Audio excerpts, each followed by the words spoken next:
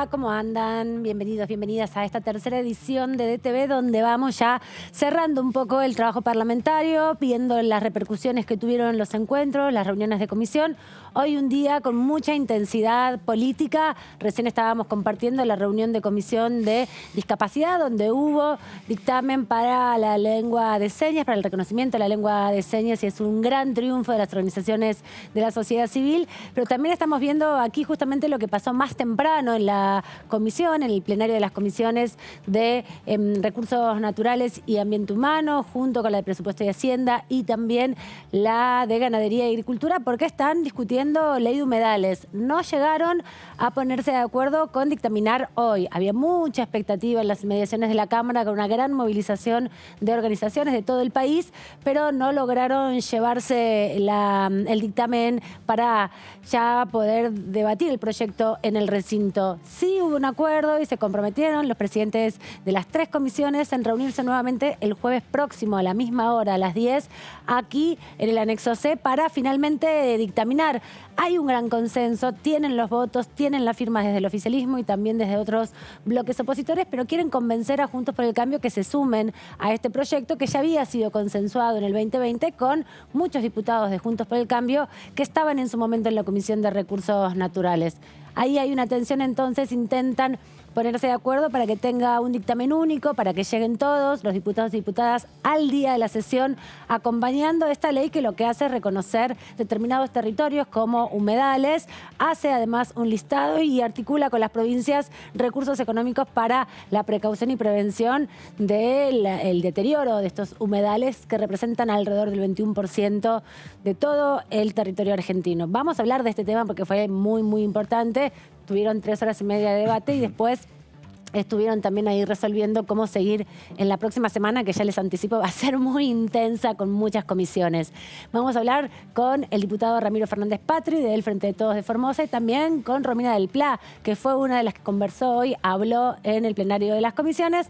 Eso a lo largo de las 2 horas que tenemos por delante, porque estuvimos compartiendo esta reunión de comisión, y le doy la bienvenida a mis compañeros. ¿Cómo anda Claudio Mardonés? Muy buenas tardes, Amanda Alma. ¿Todo bien? Bien, con mucha información. Bien. Sí, y siguiendo un poco lo que nos venías contando, ¿cómo se va a terminar de cristalizar esta negociación para ver si hay un dictamen único para la ley de humedales? Todo esto lo vamos a saber bien específicamente la semana próxima, y le doy la bienvenida entonces a un amigo y compañero, Fabián Waldman, que se suma a esta tercera edición porque viene ya hace rato aquí en La Señal. ¿Cómo vas? ¿Qué tal? Buenas noches. Bien, Amanda, gracias por el recibimiento. Y la verdad que, como ustedes bien decían, una reunión en la comisión hoy en el anexo que estuvimos presentes, pudimos presenciar allí inclusive el cuarto intermedio. Sí, hubo mucha rosca, hubo momentos que se juntaban los diputados. Exactamente, ese cuarto intermedio en el cual se vio el debate fundamentalmente dentro de Juntos por el Cambio, y en ese sentido, bueno, la propuesta del diputado Urjaile de pasar a un cuarto intermedio, y fue aceptada, y luego Grosso diciendo, bueno, seguimos la semana próxima para tratar de acordar, pero acá. Y un detalle, sin invitados, también la semana que viene. Claro, porque no quieren que se demore el tratamiento, ¿no? Algo que está vislumbrando no solamente Leo Grosso, que es el presidente de la Comisión de Recursos Naturales, sino también 2 de los impulsores de este trabajo. Ahí la vemos a una, Graciela Camaño, justamente, que hoy también estuvo participando del debate, y Enrique Esteves, que fue el que emplazó la convocatoria, ¿no? Todos ellos están ahí tratando de que Juntos por el Cambio se sume. Exactamente. Sí, se empieza a dar un poco la foto que era previsible. Por una parte, el acuerdo que tenía el oficialismo, que había llegado ya a un dictamen, y por otra parte la oposición, a partir de el impulso de Maximiliano Ferraro, de la coalición cívica, aparece, digamos, como el otro proyecto que tendría una mayor cantidad de firmas. La pregunta es cómo van a hacer ahora para encontrar una síntesis entre un tema y el otro. Y hay algo vinculado con los tiempos, y tiene que ver con algo que se escuchó esta mañana, y que tiene que ver con decir, bueno, hemos debatido ya esto hace poco, lo hemos debatido varias veces, en diciembre hubo mucho trabajo al respecto los meses anteriores, y en este contexto es tratar de evitar de que no se vuelvan a estirar los tiempos de nuevo. Pero desde Juntos por el Cambio quieren que se discuta en agricultura, lo han dicho así porque no se discutió nunca en la Comisión de Agricultura. Sí, esa fue lo que llevó Urjaile de alguna manera. Él dijo, yo estoy aquí hace 5 meses como titular de la comisión y no se ha tratado en el recinto. Por más que ustedes tengan una historia en el debate de esto, nosotros no lo hemos tratado. necesitamos. Y me pareció muy destacada una frase de Graciela Camaño, que señaló que esta ley es más importante que el presupuesto nacional. Es verdad. Porque significa una proyección histórica para la Argentina, claro. Los recursos renovables, el ambiente, el clima. En cambio, el otro dijo, dura una sola vez para un año nada más. Claro. Y darle el espacio que efectivamente necesita para su tratamiento y que salga efectivamente justamente en este año, ¿no? Por lo menos de diputados. Eso es lo que también se plantea, porque ya están discutiendo el presupuesto. Entró el mismo día del emplazamiento de las comisiones para que se trate este proyecto de ley de humedales, y ya hay cronograma para la semana que viene para que esté el ministro Sergio Massa y los secretarios. Así que están un poco ajustados con el tiempo, porque el presupuesto pretenden discutirlo un mes. Hay que ver si logran ahí consensuar para que haya una sesión también. Está difícil. Está difícil, pero pareciera que hay expectativas favorables, ¿no? Según algunas voces. Sí. Hay diputados que nunca pierden las esperanzas. Exacto, son demasiado optimistas. Exactamente, hay diputados y diputadas muy optimistas que creen que en este contexto van a poder avanzar en otras sesiones por fuera de la dinámica del presupuesto. Y no solamente con una, dicen, ¿no? Exactamente, arriesgan dos. Exacto. Sí, es cierto también que hayan definido en este plazo de, octubre, 40 días, 45 días, 50 días como mucho, que hayan definido este cronograma para negociar el presupuesto, ya con un esquema en donde hay una gran parte de los ministros que ya saben que van a ser convocados, que el oficialismo solamente queda por contestar si el presidente del Banco Central, Miguel Pese, va a venir o no. Bueno, también permite poder pensar un poco el resto de la agenda parlamentaria para lo que queda de este periodo de sesiones ordinarias, ¿no? Sí, que se va a adelantar su caducidad, que termina el 30 de noviembre, pero se va a adelantar al 20 de noviembre, porque también la fecha del Mundial de Qatar tiene muy tensionados a todos los bloques. Uno dice, bueno, ¿qué tiene que ver Qatar y la selección nacional? Pero bueno, la expectativa de que traigan la Copa hace que todo el mundo acá en la Cámara ya descarte el 20 de noviembre en adelante. Mundial. Sí, no solamente eso, sino que la campaña electoral prácticamente se ha adelantado también a nivel nacional en función del Mundial. Pero supongo que el Mundial es más importante hoy que la campaña. No sé si ustedes están con el álbum de figuritas, pero bueno, ese tema... Son tradiciones olvidadas. Ese tema también está en la agenda, no específicamente en la parlamentaria, pero digamos... Pero va marcando el ritmo. Para sorpresa de muchos y muchas estuvo en el medio de la agenda, tal cual. Sí, no me quiero imaginar lo que va a ser la discusión política cuando termine el Mundial, ¿no? No, sí, van a quedar muy pocos días para que termine también la actividad parlamentaria, así que va a ser... Bueno, no, termina un poco ahí en medio del Mundial, así que veremos cómo sigue. Y con el comienzo del Mundial también, digamos, termina la posibilidad de dictaminar también, así que también eso define otro tema de los tiempos. Es verdad, porque el 30 de noviembre termina el año parlamentario y 10 días antes es el plazo que tienen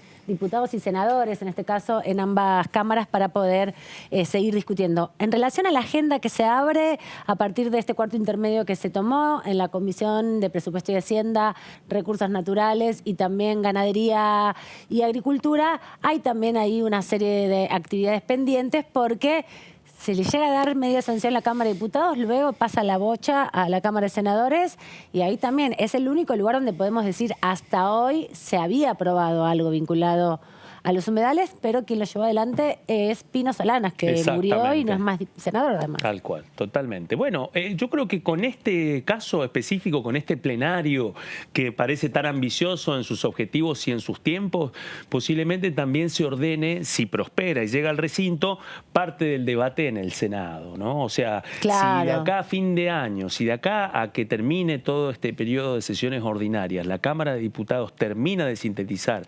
rápido el debate de humedales, da un tiempo para que el Senado pueda avanzar a la par de que va a seguir corriendo el tiempo de la negociación del presupuesto. Claro, ¿no? Claro, el presupuesto que tiene que llegar al Senado, hay que ver si efectivamente pasa a diputados, que bueno, sabemos lo que pasó el año pasado. Nadie quiere repetir esa historia. Claro, cómo corrió el gobierno nacional a lo largo de este año, los gobernadores, los distintos distritos viniendo a la Casa Rosada continuamente a buscar autorizaciones para los gastos.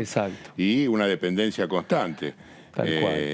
Así que habrá que ver si efectivamente lo pasa. Creo que, como comentábamos hace unos días, allí hay algunas cuestiones que están relacionadas con algunos sectores de la oposición, lo dijo Enón, el diputado Topo Rodríguez, en el sentido, vengan por nosotros, por los bloques más chicos, asegúrense el quórum y no dependan tanto de la oposición más grande, de Juntos por el Cambio, para avanzar en la reglamentación. Dijo, si hubiesen venido a nosotros el año pasado, quizás... Otra era la historia. Otra hubiese sido la historia. Así es. Hay que recordar que un presupuesto se puede prorrogar solo una vez, no puede hacerse por segundo año consecutivo, y esa es otra de las limitaciones que tiene el gobierno nacional y en este caso el bloque oficialista. Pero es tiempo ahora de repasar lo que decía más temprano Graciela Camaño, una de las mentoras de esta estrategia que trajo hasta aquí la posibilidad de del debate y la posible aprobación la semana que viene de un dictamen por la ley de humedales.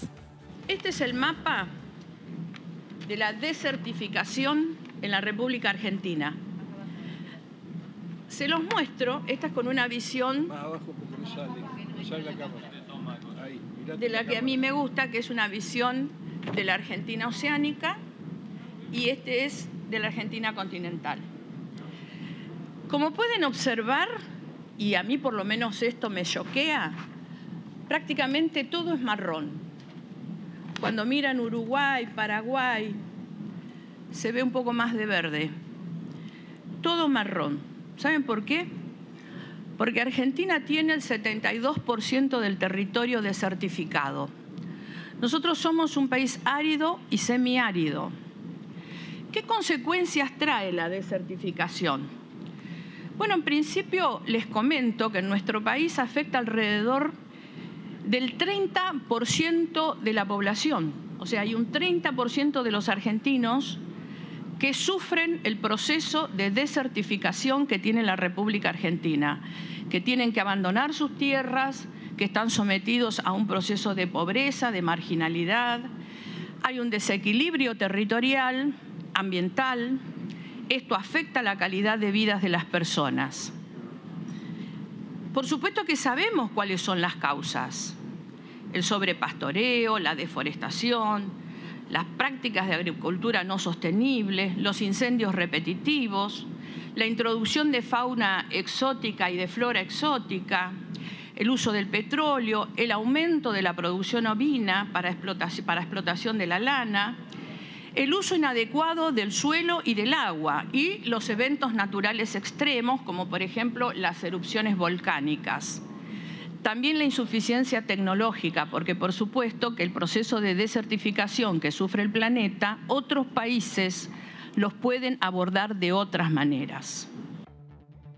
La preocupación de la diputada Camaño de la situación que afronta nuestro país respecto al proceso de cambio climático, que es un poco lo que viene motivando todo un debate hace ya más de una década, ¿no? Porque si recordamos los proyectos que hubo, hoy también Graciela Camaño en su intervención la nombramos bastante porque fue una de las que más traccionó estos debates ambientales. De hecho, fue la que constituyó la formación que se hizo el 14 de septiembre, la ley Yolanda, justamente un panorama muy trágico, ¿no? La desertificación, una situación de profundo calentamiento global y de un impacto muy importante también en el proceso de desarrollo productivo, al que también nombró que no hay muchas alternativas hacia adelante, ¿no? Sí. Estamos en un panorama un poco y en ese sentido creo que los que somos un poco más grandes, digamos, lamentablemente, a esta altura de la vida, decimos que no nos imaginábamos el tema del cambio climático como lo estamos viviendo actualmente. Porque la realidad marca que comentaban el otro día una delegación de Santa Fe, lo dicen los mismos intendentes y los diputados, prácticamente el nivel del río Paraná es bajísimo. Sí, 3 metros por debajo del nivel promedio. Y eso produce que los humedales vuelquen sus aguas, que están un poquito más arriba, sobre el río Paraná. Esa situación provoca la sequedad de los lugares que antes eran los naturales cortadores de fuego también, que ya no están más.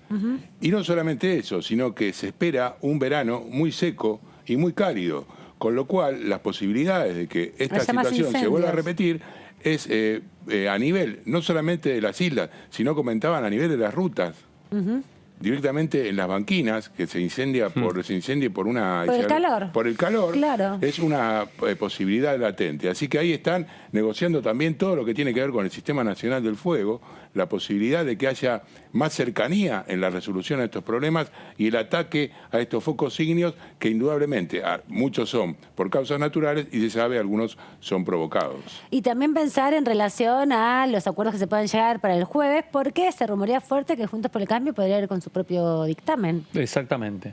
Es una posibilidad. Es una posibilidad porque hay un tema, así como recién ustedes estaban mencionando el hecho de que hay muchos diputados, diputadas, hay una parte de una generación que le ha costado mucho que le caiga la ficha el impacto del cambio climático. Bueno, en el caso específico de la ley de humedales, bueno, hay una mora ya de la Cámara, estamos camino al el cuarto round, cuarto intento, y en un contexto en donde el motor que ha hecho que se acuerde este plenario de 3 comisiones tiene que ver con lo que nos han dicho varios diputados y diputadas que hemos podido entrevistar, que es que el humo empezó a llegar con mucha más fuerza a Buenos Aires, por fuera de que ha impactado en Rosario de una forma inusual en relación a las anteriores, y con otro dato importante, pasa demasiado seguido. Si pasa demasiado seguido en este contexto, bueno, ¿cuál puede ser la coyuntura política del verano?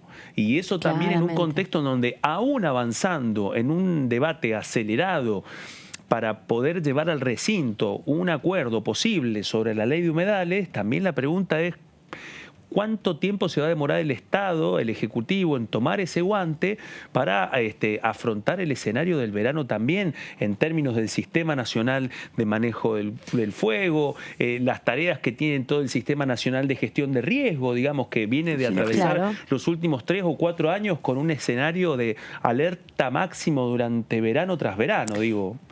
No, y también en esa relación poner sobre la mesa parte de lo que se escuchó hoy, ¿no? Los diputados y diputadas que defienden el proyecto plantearon fuertemente que, si bien es una deuda del Congreso de la Nación, la ley de presupuestos mínimos para la protección y el cuidado de los humedales, no es justamente la ley lo que va a impedir que se sigan provocando este tipo de catástrofes naturales. Lo que sí hace es poner en manos de la ciudadanía herramientas para exigirle al Estado, no solo el nacional, sino el provincial y también el ámbito municipal, una política un poco más comprometida con el cuidado. Un dato fundamental que se deslizó hoy también es que el proyecto plantea uno de los principios que tiene que ver con la reparación del daño ambiental que está dentro de la Constitución Nacional. Se hizo mucha referencia hoy al artículo 41 y al 126 de la Constitución Nacional, que hablan justamente de la responsabilidad del Estado por el cuidado del ambiente. Esa reparación, bueno, obliga sin duda, a partir también de esta legislación, a quienes atenten contra el medio ambiente a, bueno, pagar para repararlo, poner dinero, invertir recursos para que se pueda reparar esa situación que afecta a toda la humanidad. Así que el debate va a seguir el jueves próximo a las 10 de la mañana. Lo van a poder ver por este canal porque sigue siendo uno de los temas prioritarios en la agenda hoy parlamentaria. Vamos a repasar qué decía Jorge Vara, uno de los diputados del Frente del Espacio, justamente de Juntos por el Cambio, es de el espacio de Corrientes, de el radicalismo, y él es uno de los que impulsa su propio proyecto. Habló fuertemente de la necesidad de vincular con la producción el cuidado del ambiente, y es uno de los que también propone que haya todavía más debate en relación a este tema. El otro tema es el 124, y esto para nosotros es el más importante, básicamente el más importante, que es el que preserva los recursos naturales, la gestión de los recursos naturales en manos de las provincias. O sea, un tema netamente de federalismo, que además la sensibilidad de por ser mi provincia la que más superficie tiene vinculado a humedales, también la sensibilidad cultural que esto significa, y además la responsabilidad que mi provincia ha mostrado a través del tiempo en el uso de los humedales. De hecho, tenemos un 15% del territorio provincial involucrado en la reserva de Liberá, que representa un 15% de la provincia, que además no es solo ley, tiene rango constitucional. O sea, si en Corrientes quiere tocar el Liberá, tiene que cambiar la Constitución. Se ha mostrado una responsabilidad muy fuerte en eso, y entonces somos muy sensibles.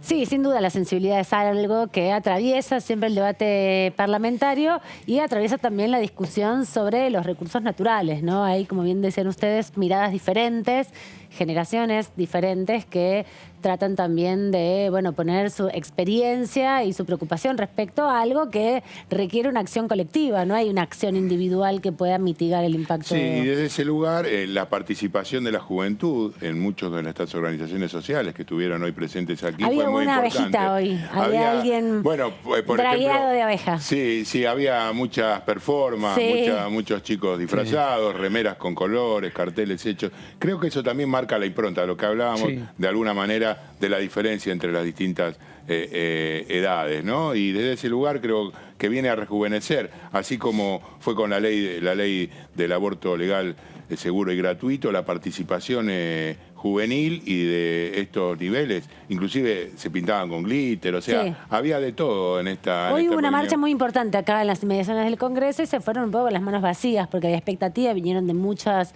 distritos, porque realmente había condiciones para firmar el dictamen. Hubo una decisión política de no hacerlo y de esperar una semana para conseguir aún mayor cantidad de consensos. El Frente de Izquierda, que no firma el dictamen porque no es parte de ninguna de las tres comisiones, advirtió a través de Miriam Bregman y también de Romina del Pla que iban a acompañar el dictamen de consenso, que es aquel que se logró en el 2020, donde se trabajó mucho y muy fuertemente.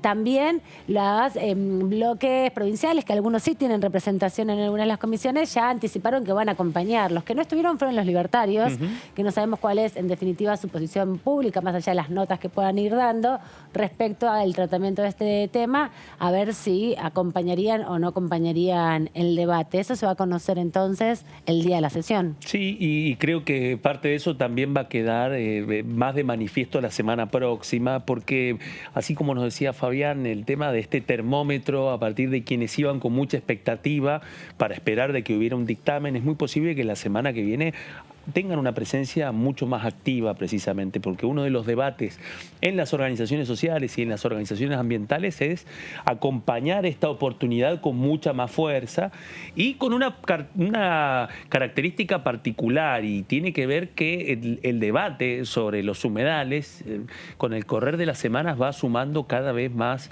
voceros juveniles en distintos medios que son los que van insistiendo sobre esta problemática. Es un dato nuevo, empieza a llegar con mucha más fuerza al plenario de estas tres comisiones y posiblemente tenga una presencia mucho mayor. Una de las voces jóvenes que lleva adelante esta discusión es el diputado Leonardo Grosso, además es presidente de la comisión que tiene este debate como cabecera. De esta manera hablaba hoy en el plenario. Los últimos dos gobiernos, en Argentina hay alternancia, los últimos dos gobiernos, ambos públicamente y en las reuniones internacionales, han comprometido políticas públicas para tratar de bajar los niveles de emisiones de gases de efecto invernadero. Después hay otra discusión que damos en el mundo que tiene que ver con las responsabilidades diferenciadas, por supuesto, entre nuestros países con sus niveles de desarrollo y los países centrales con sus niveles de desarrollo. Entonces nosotros también necesitamos tiempo para desarrollar nuestros países y mecanismos para desarrollar nuestros países. Pero este es el contexto en el que estamos discutiendo. Y para muestra hace falta un botón, decían por ahí, y una discusión recurrente con los fuegos del Delta del Paraná tiene que ver con una práctica ancestral que es el mismo uso del fuego y que es una práctica de cientos y cientos de años. Pero esa práctica no tiene la misma incidencia que tenía ni siquiera hace 20 o 30 años, porque la crisis ecológica es una realidad que estamos atravesando. Y el fenómeno del niño, la niña que describía la diputada Camaño, también potencia el daño que generan o no esas prácticas que nosotros podemos tener hace mucho tiempo. Entonces, las prácticas en sí mismas tienen que ver también con el contexto, y esto me parece central ponerlo, digamos, arriba de la mesa. Por eso debatimos cada vez más leyes ambientales. No es casualidad, no es que un día nos levantamos ambientalistas y entonces, bueno, ahora es Cazú y entonces ahora ley Yolanda y ahora educación ambiental y... No, fuimos atrás del problema tratando de remediar de alguna manera el enorme daño que estamos generando a partir de la acción humana. Ese enorme daño que es global, que no es solo en nuestro país, tiene particularidades en nuestro país y eso también hay que decirlo. Se discutía recién acá, bueno, cuáles son las provincias que más... Son servicios ecosistémicos, afectan a todos. El ejemplo del Delta del Paraná, insisto, una provincia afecta a otra provincia. No tiene límite, el humo no tiene límite. Los incendios del Delta del Paraná, tengo acá el dato desde un observatorio, y también tiene que ver con algo que quiero plantear, que es el aprendizaje. ¿Por qué necesitamos legislar? ¿Por qué necesitamos regular? ¿Por qué necesitamos establecer una norma y dar una señal desde este Congreso para que las provincias tengan más herramientas aún de las que ya tienen. Porque tenemos legislación ambiental, es real que tenemos legislación ambiental, pero no se cumple muchas veces. Son muchas las leyes que ya se aprobaron y muchas también las que faltan en algún sentido su reglamentación plena. Parte de eso tiene que ver con la ley de ambiente y la demanda también, además de la ley de humedales, de otra serie de proyectos que tiene que ver también con normalizar un poco la situación que hay muy desigual en el territorio argentino, porque los recursos naturales son recursos administrados por las provincias. Muchas provincias tienen sus legislaciones particulares, pero al llegar a tener una ley nacional cuentan con mayor cantidad de recursos en el presupuesto, ¿no? Que es parte de la clave de todo esto. Una ley sin presupuesto, una ley sin recursos económicos, es casi imposible implementarla. Es más que nada una ley testimonial. Sí, ahí entra en debate, en discusión, hasta, digamos, el relevamiento que tienen que hacer cada una de las provincias de estos sectores, la participación que es necesaria, pero desde la regulación del Estado nacional que tiene que intervenir. A propósito de esto, la diputada Camaño también nombró el relevamiento que ya existe de parte de la institución que se encarga de controlar los humedales y que de alguna manera cuenta con esa información, pero que no es total. Entonces, ese debate que se da dentro de algunas provincias y algunos sectores que todavía sostienen que la existencia de humedales va en contra de la productividad, debiera ser, digamos, definitivamente zanjado para que se haga efectiva la ley y que pueda dar un paso adelante, porque si no, en aquellos lugares donde la incidencia de algún poder económico sea mucho más grande, va a ser muy difícil de implementar. Sí, sin duda, y también tiene que ver con esa herramienta social para poder exigir el cumplimiento de algunas de estas normativas. Esto, como les decíamos, se va a terminar resolviendo dentro de muy poco tiempo. En 7 días hay que esperar, con la ansiedad que eso genera, porque sabemos que cuando se establecen plazos de estas características pueden haber muchas negociaciones, pero desde el oficialismo y desde la oposición que impulsa este proyecto aseguran que tienen la cantidad de acompañamientos que se requieren mínimos para su aprobación, pero que buscan ampliar un consenso con todos los sectores para que sobre todo se garantice su implementación. Esto es un poco lo que estamos compartiendo de lo que sucedió hoy más temprano en esta plenaria de comisiones, que fue lo más relevante del día. También hubo, como veíamos hace un rato, comisión justamente de discapacidad, la reunión que mantuvieron cerca del mediodía, donde acordaron algunas cosas. Seguir la semana que viene con el debate de certificado único de discapacidad. Hay una iniciativa, varias, pero principalmente una de la diputada Carla Carrizo, para modificar la caducidad en el lapso de 1 año de estos certificados, ¿no? Que permiten no solamente el acceso a transportes gratis, sino también el reconocimiento, como por ejemplo la exención en algunos impuestos y el acceso a subsidios y a puestos laborales, ¿no? Que si bien no se cumple el cupo, hay una legislación que así lo sostiene. El otro gran proyecto que tenían para discutir tiene que ver con la lengua argentina de señas, que sí obtuvo dictamen y que ya pasará seguramente al pleno del recinto cuando haya una sesión convocada. Hoy nos comentaban eso, que tienen previsto por ahí tratar de juntar las voluntades para que a principios de octubre haya una sesión y en esa línea incorporar muchos de los proyectos que también se van a estar dictaminando la semana que viene, pero que ya se comenzaron a discutir ahora, ¿no? Sí, y el tema de las lenguas de señas me parece muy interesante, porque eso no es una cuestión internacional, digamos, identifica y da una pertenencia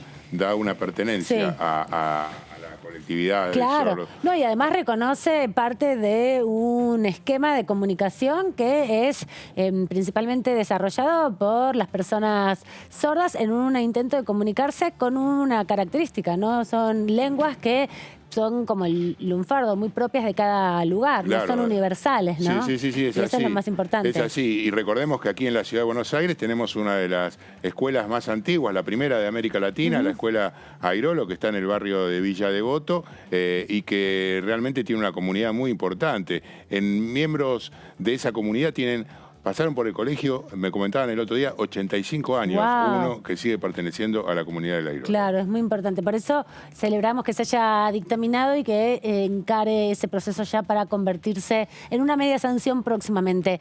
Claudio Mardones, tenés un proyecto de ley que tiene que ver con las economías regionales que esta semana estuvieron muy presentes aquí en el debate parlamentario. Exactamente. Y en este caso específico nos encontramos con una propuesta de los diputados Luis Di Giacomo y Agustín Domínguez, los dos diputados de la bancada del bloque Juntos Somos Río Negro. Domingo, le cambiaste el apellido. Agustín Domingo, perdón. Sí, es como yo, tienen dos nombres. Nombre y apellido de nombre. Perdón. Me autocritico fuertemente, podríamos decir, ¿no? Estamos hablando de los dos diputados del bloque de Juntos Somos Río Negro que ya lo plantearon en la comisión respectiva, pero en esta iniciativa lo que buscan es crear un régimen de promoción y fomento de economías regionales argentinas. Y en este caso tiene un aspecto central y tiene que ver con garantizar el acceso a un tipo de cambio competitivo e introducir beneficios tributarios para las diferentes regiones productivas. Esto en un contexto en donde y también se ha hablado en esa comisión y especialmente cuando asistió hace poco el secretario de Economías Regionales, Luis Di Giacomo, precisamente lo que hablaba era sobre el tema de que el gobierno nacional ya bajó las retenciones para todas las economías regionales. Y en ese contexto es que surge esta propuesta de Juntos Somos Río Negro. Algunos de los aspectos los vamos a poder ver en la siguiente placa, señor director, y especialmente es dónde se focaliza. En este caso lo que busca es que beneficiar a los sectores del área extrapampeana que presentan condiciones de competitividad y crecimientos desiguales frente a las economías de la Pampa húmeda. Es decir que lo que están buscando en este caso es poder focalizar las economías regionales que no están en la zona núcleo de la Pampa húmeda argentina y en ese caso se focalizan especialmente en los productores de frutas y de hortalizas también, pero en el caso específico de la Patagonia de frutas. Claro, lo que están planteando en definitiva es ampliar un poco esos beneficios a un sector que tiene que ver con la producción, que tiene que ver con la exportación, pero que no es el granero del mundo. Exactamente, tal cual. Y desde ese lugar, no te pregunto, Claudio, no sé si lo tenés claro, pero la semana pasada en la sesión te hablaron del dólar Malbec. Exacto. Bueno, es que esto se inserta, tal cual, esto se inserta en las expectativas que han surgido también a partir de la decisión del Gobierno Nacional a través del Ministerio de Economía de implementar este nuevo dólar diferencial para los exportadores de soja. Eso abrió una serie de interrogantes. En primer lugar, sí va a haber una respuesta con los exportadores vitivinícolas, sí va a haber una respuesta a partir del planteo que ya han hecho las empresas de las industrias del conocimiento. Lo mismo también se habló en el caso de la industria hidrocarburífera y en un contexto en donde, bueno, empieza a contar la cuenta regresiva para que concluya el plazo de funcionamiento de este nuevo dólar y en un contexto en donde también se redefinieron algunas cuestiones entre el Ministerio de Economía y también el Banco Central de la República Argentina respecto a las imposiciones para quienes habían accedido a este tipo de dólar y después no tuvieron la posibilidad de acceder a la compra de divisas. Esa es una de las particularidades, pero también uno de los contornos de la discusión fiscal en este momento, especialmente con todos los exportadores. Es ahí en donde se inserta este planteo específico, pero no solamente para buscar un dólar competitivo en términos competitivos, perdón la redundancia, para las economías extrapampeanas, sino también porque busca en este caso promover el avance tecnológico y el nivel de empleo, más teniendo en cuenta que en esta Cámara y especialmente en las dos cámaras del Congreso se ha hablado muchas veces sobre las capacidades que tienen las economías regionales para ofrecer y multiplicar las fuentes de trabajo y que eso va directamente ligado a la capacidad competitiva que tengan, pero siempre muy vinculadas a la exportación. Claramente, sí. Vamos a ver en la siguiente placa también otros puntos de este proyecto, porque en este caso lo que hace es establecer la aplicación de un tipo de cambio competitivo y sostenible. Se fija la cotización más alta para liquidar las exportaciones, tal como se aplicó con el cambio mejorado para la industria sojera. Precisamente lo que estábamos hablando hace instantes y que nos apuntaba nuestro compañero Fabián Waldman. En este caso prevé una reducción de las cargas patronales y del costo energético también, es decir, que también suma este otro componente en donde también se mete en la discusión respecto a los costos. Pasamos a la próxima placa para ver también cuáles son los otros aspectos de este proyecto, porque establece bonificaciones en las tasas por trámites de exportación para las empresas en su primer año de vinculación con el exterior y una exención total del pago por derechos de exportación. Retención cero, nuevamente. Exactamente. Esa misma. Totalmente. También brinda la posibilidad a las empresas de hacer frente al pago de impuestos y obligaciones de la seguridad social con saldos a favor previstos por la ley del IVA. O sea que además permite una exención y un crédito directo con un impuesto que implica que tengan que hacer un desembolso inmediato. Y también, otro punto, dispone planes de pago con tasas bajas y un plazo no menor a 48 cuotas para saldar deudas con la Administración Federal de Ingresos Públicos, con la AFIP. Eso también es otro tema que las economías regionales vienen planteando hace un buen rato y especialmente en el caso de la Patagonia. Es precisamente por eso que surge esta iniciativa. Estos son los contornos de esta propuesta que, como decía al principio, también surgieron en el encuentro que tuvo la Comisión de Economías Regionales, en donde estuvo el secretario Luis Contigiani. Sí. Ahí me corrijo, estoy con los nombres genial hoy, así que me corrijo también con Luis Contigiani. Ah, muy bien, muy bien. Sí, porque hoy estabas así, le habías dicho Luis Giacomo, le habías mezclado uno con el otro. Así que de todas estas pautas que tienen planteadas para el proyecto, son de máxima, uno entiende, ¿no? Sí. O sea, en ese sentido, pedir tantas exenciones se supone que es para llegar a una negociación y poder de alguna manera acordar. Totalmente. Sí, sí, y poner a prueba también cuál va a ser la capacidad que tienen los autores del proyecto en un contexto en donde parece que se abre un debate en torno a las economías regionales y en donde también surge un planteo de las economías regionales cada vez más fuerte con respecto a conseguir tipos de cambio competitivos para exportar. Vamos a repasar qué decía hoy más temprano la diputada Aparicio del Frente de Todos de la provincia de Buenos Aires sobre la ley de humedales, una de las autoras también de uno de los textos que está en debate. Necesitamos una ley que imponga una mayor transferencia de recursos del presupuesto nacional hacia las provincias para mejorar la gestión de sus humedales y realizar un inventario, pero también para abrir espacios participativos provinciales y municipales en los cuales se diseñe el ordenamiento territorial. Los municipios tienen en su territorio humedales y también una legislación avanzada al respecto.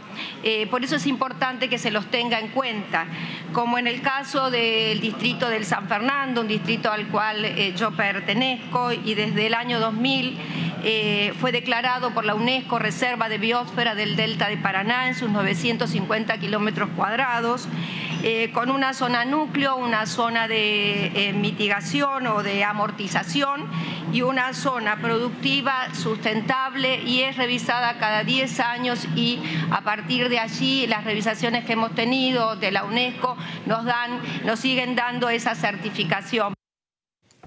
Bueno, como les decíamos, el tema del día de hoy, pero se va a tener que postergar una semana la conclusión de todo este trabajo de años en la Cámara de Diputados para tener un dictamen de la ley de humedales. Y vamos a aprovechar también para preguntarle al diputado Ramiro Fernández Patri, que es diputado del Frente de Todos de la provincia de Formosa.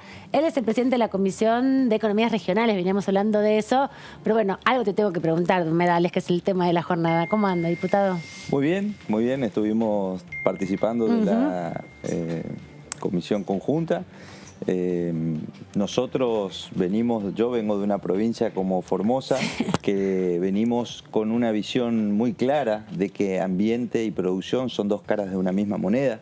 En mi provincia el ministerio se llama de producción y ambiente, y nosotros consideramos que la principal especie que hay que conservar es al hombre, porque muchas veces desde los países más desarrollados nos dicen a los menos desarrollados que tenemos que conservar el ambiente virgen para que el mundo no se contamine, mientras en otros lugares los hacen, ¿no? Y contaminan todo, dicho sea de paso, ¿no? Entonces nosotros, en la gestión del gobernador Gildo Infran, que por cierto es veterinario, un hombre que sabe mucho de campo, ha sido siempre muy consciente. Tenemos un plan de ordenamiento territorial donde tenemos semaforizado el territorio, donde hay áreas rojas, amarillas y verdes, y donde sabemos cómo hay que intervenirlo. De modo que hace mucho tiempo venimos trabajando con esto y entendemos que a nivel país hace falta.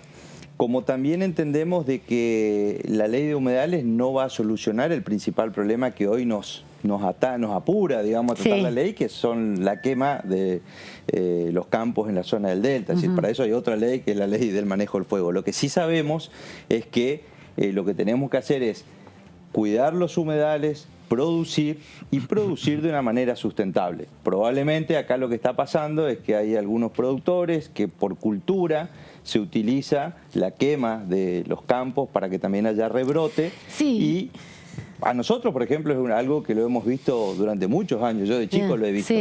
Pero también pasa que con el cambio climático, con las sequías extremas que hay, se ha exacerbado ese problema y bueno, llegamos a este... Y también ha aumentado la capacidad productiva. Los ganaderos han multiplicado las cabezas de ganado, hay cada vez mayor producción, se incentiva mucho la exportación y eso también requiere de territorio, ¿no? Para poder pastar los animales y después engordarlos y exportarlos. Así que hay una tensión ahí. ¿Se quedó con ganas de que hubiera dictamen hoy? ¿Qué pasa? Están buscando muchos consensos, están muy diálogo. Yo creo que bueno, que cuanto más posibilidades tengamos de incorporar y satisfacer los intereses, las necesidades, las visiones que tenemos desde las distintas provincias, es bueno. Estuvimos más de 10 años discutiendo este tema, así que nos llevemos... Que nadie se haga el sorprendido, digamos. Unos días más nos llevemos, creo que no va a cambiar demasiado. Así que yo tengo esperanzas, digamos, que la próxima semana se puedan arribar a esos consensos. Le quería consultar porque, diputado, ¿qué tal? Buenas noches.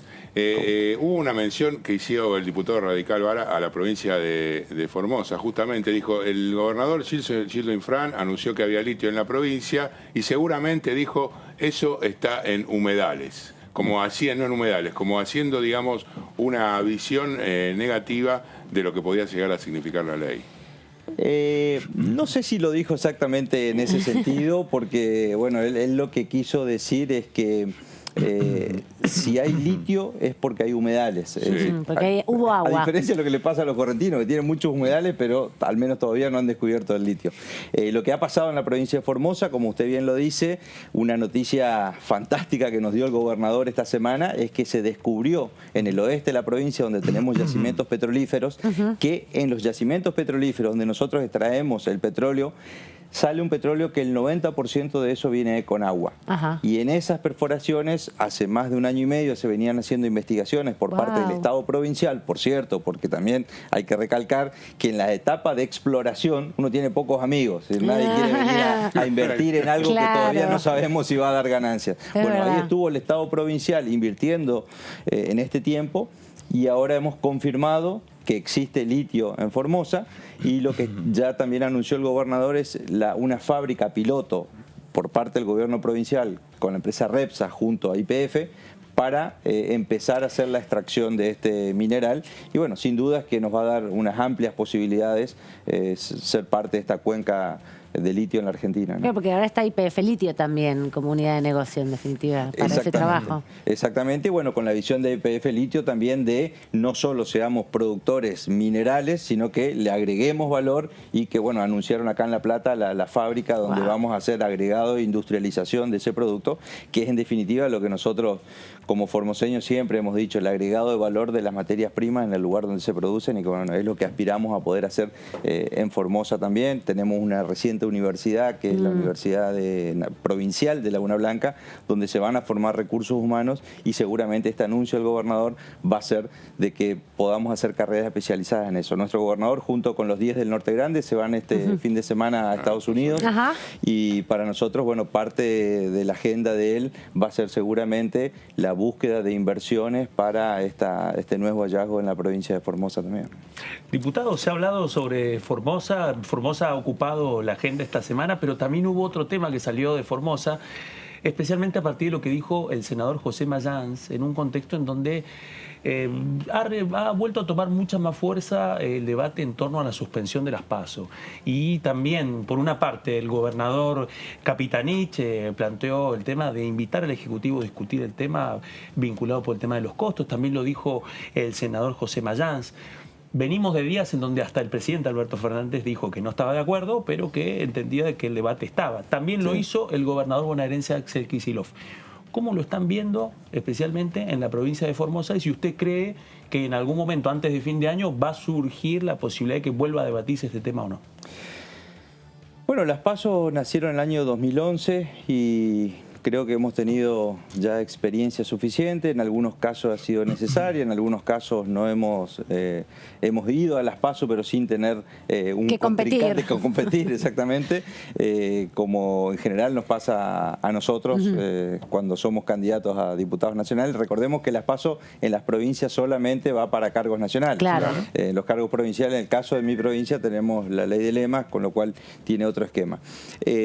Yo creo que sí, que hay que dar el debate, analizar cuáles son los pros, los contras, como también creo que es un poco arriesgado cambiar las reglas del juego de cara a las próximas elecciones. Por ahí creo que lo mejor sería pensarla hacia las elecciones del año 2025, pero bueno, habría que ver costos, beneficios, necesidades de la coyuntura. Y en ese actual, sentido, ¿no? el costo económico, que es uno de los argumentos que también se está esgrimiendo bastante, que, bueno, en algún momento la oposición planteó que era una encuesta cara, que es mucho recurso económico. ¿Es algo que se va a poner en la balanza, se cree, en este contexto de tanta crisis que tenemos en Argentina? Yo creo que es un componente a analizar, pero yo no diría que el costo económico es lo principal. Claro. Es decir, el sistema democrático, dentro de todos los sistemas que se ha encontrado, es el menos malo de todos, y cuanto haya que invertir para sostenerlo, creo que hay que hacerlo. Sí, en ese sentido es paradójico, ¿no?, que lo impulsó justamente en su momento el gobierno de Cristina Fernández de Kirchner, y ahora los que más lo sostienen, digamos, son justamente de la oposición. Bueno, tuvo su utilidad. La verdad que en ese sentido no sé cómo lo está viendo. Si le serviría al frente de todos efectivamente una interna. Bueno, justamente nosotros tenemos un frente que se ha logrado consolidar con distintas facciones del campo nacional y popular, y bueno, seguramente de cara al año que viene van a haber varios y varias candidatas a ocupar la primera magistratura en nuestro país. Creo que tenemos una riqueza de dirigentes importante, con lo cual seguramente vamos a tener varias fórmulas competitivas para las PASO. Así que en caso de estar, seguramente serán muy bien aprovechadas, y entiendo que en la oposición le está pasando lo mismo. ¿El gobernador Infran ha sido históricamente crítico respecto a las PASO o en algún momento ha tenido una mirada positiva respecto a las primarias? Él no se ha expresado en contra, digamos, las hemos respetado, las hemos acompañado, pero como te digo, en el caso nuestro, en el espacio nuestro, en general no competimos con no la usan, claro, por eso mismo. Sí. Pero entendemos el contexto nacional. Claro. ¿No? Le quería preguntar, porque hablábamos al principio de que es el presidente de la Comisión de Economías Regionales. Tuvieron una actividad muy interesante donde vinieron representantes de distintos espacios, también vinieron del Ejecutivo Nacional. ¿Cómo va viendo el trabajo hacia adelante con respecto a las economías regionales? Sobre todo porque se planteó fuertemente un vínculo de intenso trabajo en la exportación de los productos de las economías regionales. Así es, Amanda, ¿no? Sí, Ramiro. Amanda Alma. Exacto. No es fácil. Ninguna otra vocal. Mirá, yo creo que lo trascendental de lo que vivimos esta semana es poder poner en valor, al menos en el ámbito legislativo, lo que son las economías regionales. Hace 3 años casi que no se reunía esta comisión. A nosotros nos tocó desde mediados de este año presidirla, y lo que hemos hecho en un trabajo coordinado, y esto debo destacar también a los legisladores de la oposición, que nos hemos puesto de acuerdo en llevar primero unas sesiones informativas para conocer el estado de situación y ver las potencialidades que tienen las economías regionales, porque como bien lo dijo Luis Contingiani, el subsecretario del Ministerio de de Agricultura, hoy de Economía, no las dimensionamos en su justa medida. Por tomar un indicador nada más, el valor promedio en dólares de las exportaciones argentinas está aproximadamente en $700 la tonelada. Si no vamos a la soja, hoy está en $520 la tonelada. Las economías regionales en promedio están al 100%, son $1.400 la tonelada, yendo a picos de aceite de limón a $28.000 la tonelada, nos vamos a la yerba mate, 2.100, nos vamos al vino, 2.700, es decir, que estamos hablando de productos que en general tienen un alto valor, tienen una alta incidencia en el PBI provincial y generan más de 1.100.000 puestos de trabajo directos en la Argentina. ¿Y qué pasa? Producen tradicionalmente, como se lo llama, en las regiones extrapampeanas, con lo cual producimos en condiciones mucho más desfavorables de lo que es hacerlo acá, por cuestiones climáticas, por cuestiones de recursos humanos, por cuestiones de conectividad, de transporte. Hoy sabemos que el costo del transporte se lleva gran parte del costo del producto.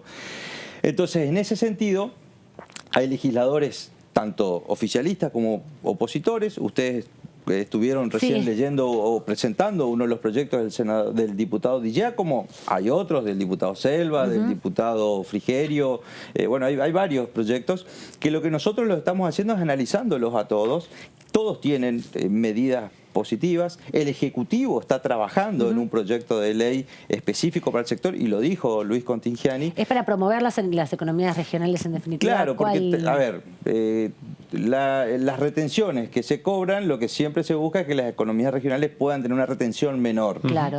Hoy por ley están al 5% de límite, bueno, y en algunos casos tienen reintegro, es decir, que si bien lo pagan, después se le devuelve un porcentaje de eso.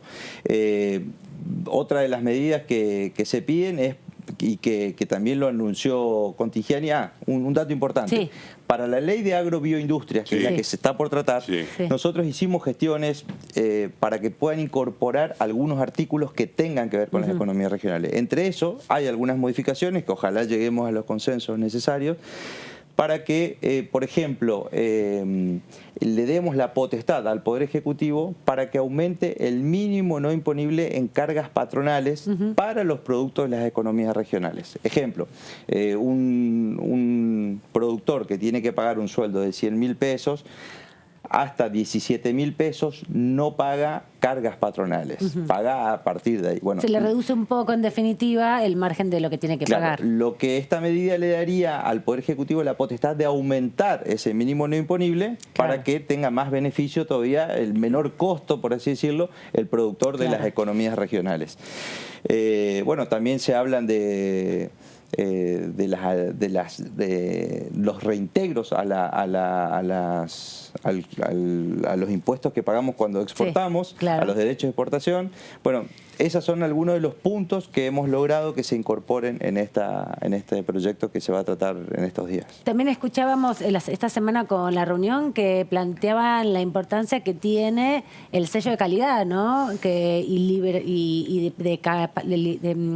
calidad y también de denominación de origen, eso sí, que tiene que ver también con algunas de las definiciones que está tomando el comercio internacional, sobre todo en Europa, que también hoy hicieron referencia en la ley de humedales respecto a las limitaciones que a veces hay por el modelo productivo. Eso es muy importante y bueno, justamente lo que el Ministerio de Agricultura de la Nación el Ministerio de Economía y Secretaría de Agricultura están trabajando en programas con sellos de calidad, porque eso le da más valor al producto. Lo que se llama... ese sello libre de agrotóxicos, ponerle o algo por el estilo. Puede ser eso, que son orgánicos. También el tema de denominación de origen. Claro. Por ejemplo, ustedes saben que el champán que se usa como nombre... Está prohibido francés para otro producto. Está prohibido. Claro. El Roquefort. También. ¿Qué es el Roquefort? Un queso azul. Queso azul, claro. Todos creemos que el Roquefort es el nombre en sí, y es el nombre de un lugar que tomó eso. Bueno, entonces lo que buscamos con esto es que, por ejemplo, el salame de Colonia Carolla es un salame especial de los cordobeses, que nosotros podamos identificar con la denominación de origen estos productos, y entonces tiene el reconocimiento de dónde viene, cómo se produce, le da una identidad y por lo tanto un valor percibido para el consumidor mucho más alto y mayor rentabilidad. O las aceitunas riojanas, por ejemplo, que son muy características. Exactamente. ¿Y qué tiene Formosa para traer para el próximo programa?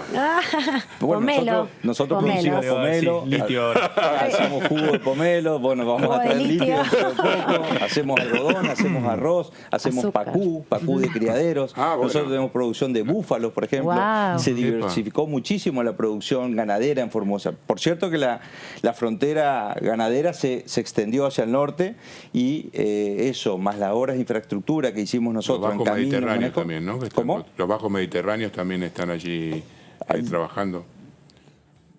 Perdón. No. Eso está en Santiago. Nosotros lo que tenemos, sí, fueron muchos productores de cordobeses, fueron entrerrianos, de Buenos Aires, porque encontraron tierras más baratas, es decir, $15.000 una hectárea en la Pampa Húmeda contra $1.500 una hectárea en Formosa. Con pasturas, con aguadas, con corrales, hizo de que nosotros pasemos de 20 hectáreas necesarias para una cabeza de ganado a hoy en 1 o 2 hectáreas por cabeza de ganado uno puede hacer una buena explotación.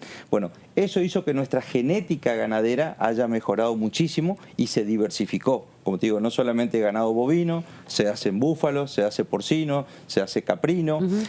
Bueno, y también estamos haciendo carnes de yacaré, de criadero, y carne de peces como de pacú también de criadero. O sea, hay mucho por descubrir en las economías regionales, en las provincias, pero necesitamos también el acompañamiento del otro factor clave de la producción, que es la energía. Nosotros, por ejemplo, todavía no tenemos el gasoducto funcionando, con lo cual el costo, somos electrodependientes, todo es energía eléctrica, la energía eléctrica es muy cara, necesitamos una tarifa diferencial. Y bueno, son las medidas que estos gobernadores del Norte Grande están planteando en este espacio que hoy se está fortaleciendo, ¿no? Muchas gracias, diputado, por este rato y por todas las respuestas a nuestras múltiples preguntas, que nos vamos también muy conformes con esta charla.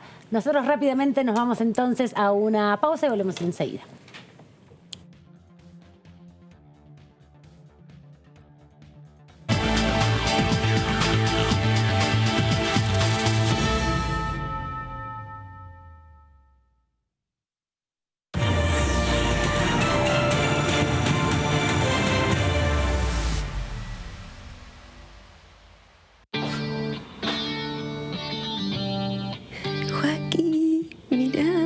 ¿Llegaste a casa? Los tres llegamos. Cada vez más argentinas y argentinos están llegando a su casa propia porque seguimos construyendo y entregando viviendas. Primero la gente. Ministerio de Desarrollo Territorial y Hábitat. Argentina Presidencia.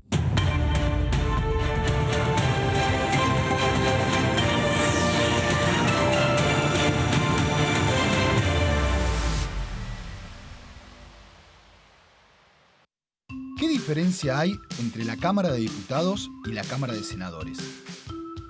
La Cámara de Diputados representa al pueblo de la nación argentina.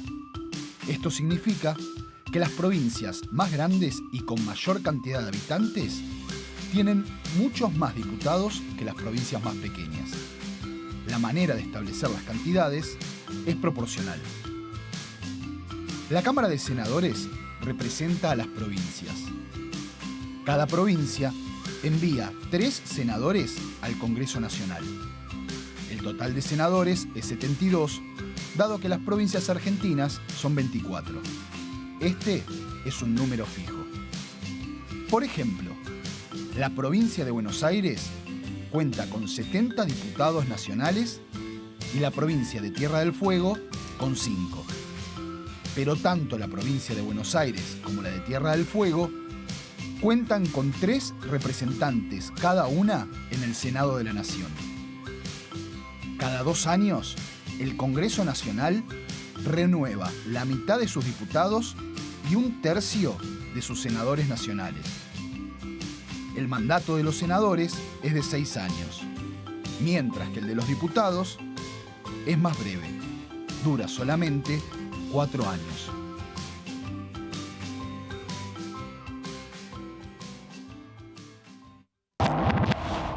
¿Cómo les va? Muy buenos días.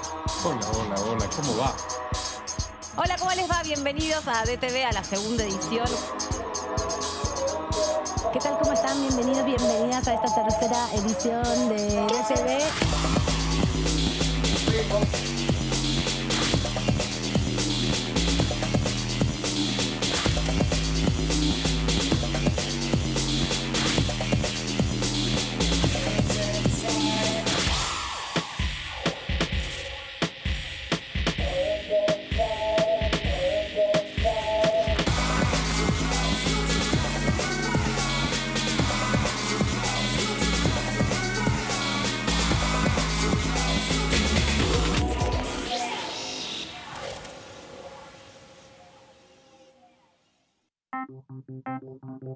Si usaste estos juguetes,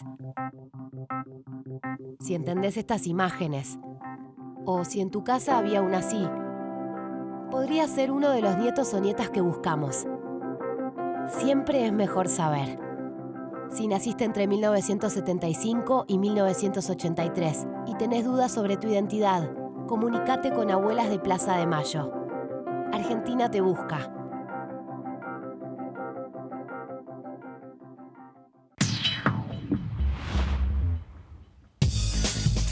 Lo que piensan las diputadas. Lo que piensan los diputados. Lo que pasa en el Congreso. ¿Lo que querés saber de nuestro Parlamento? Te lo contamos nosotros. Porque somos tu voz en el Congreso.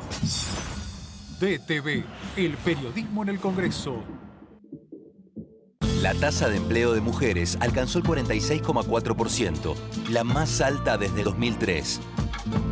Avanzar con igualdad. Primero la gente. Argentina Presidencia.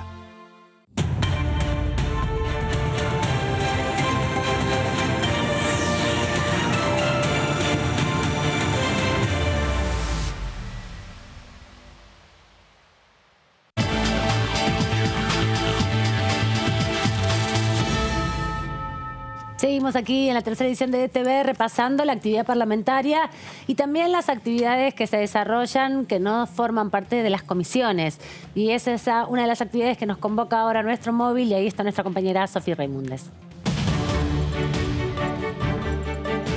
Hola, Aman, ¿cómo estás? Buenas tardes para vos y para los compañeros que están trabajando desde el piso. Exactamente, una actividad realmente muy emocionante, muy movilizadora, es la que se acaba de vivir aquí dentro del Salón Blanco del Palacio Legislativo en la Cámara de Diputados y por eso estamos con la protagonista, una de las protagonistas de la presentación de este proyecto de reparación histórica para todos nuestros héroes de Malvinas. Le agradecemos a la diputada del Frente de Todos por la provincia de Buenos Aires, Victoria Tolosa Paz, por estos minutos para Con Diputados Televisión. Diputada, ¿qué nos puede contar sobre este emotivo evento que acaba de realizarse dentro del Salón Blanco?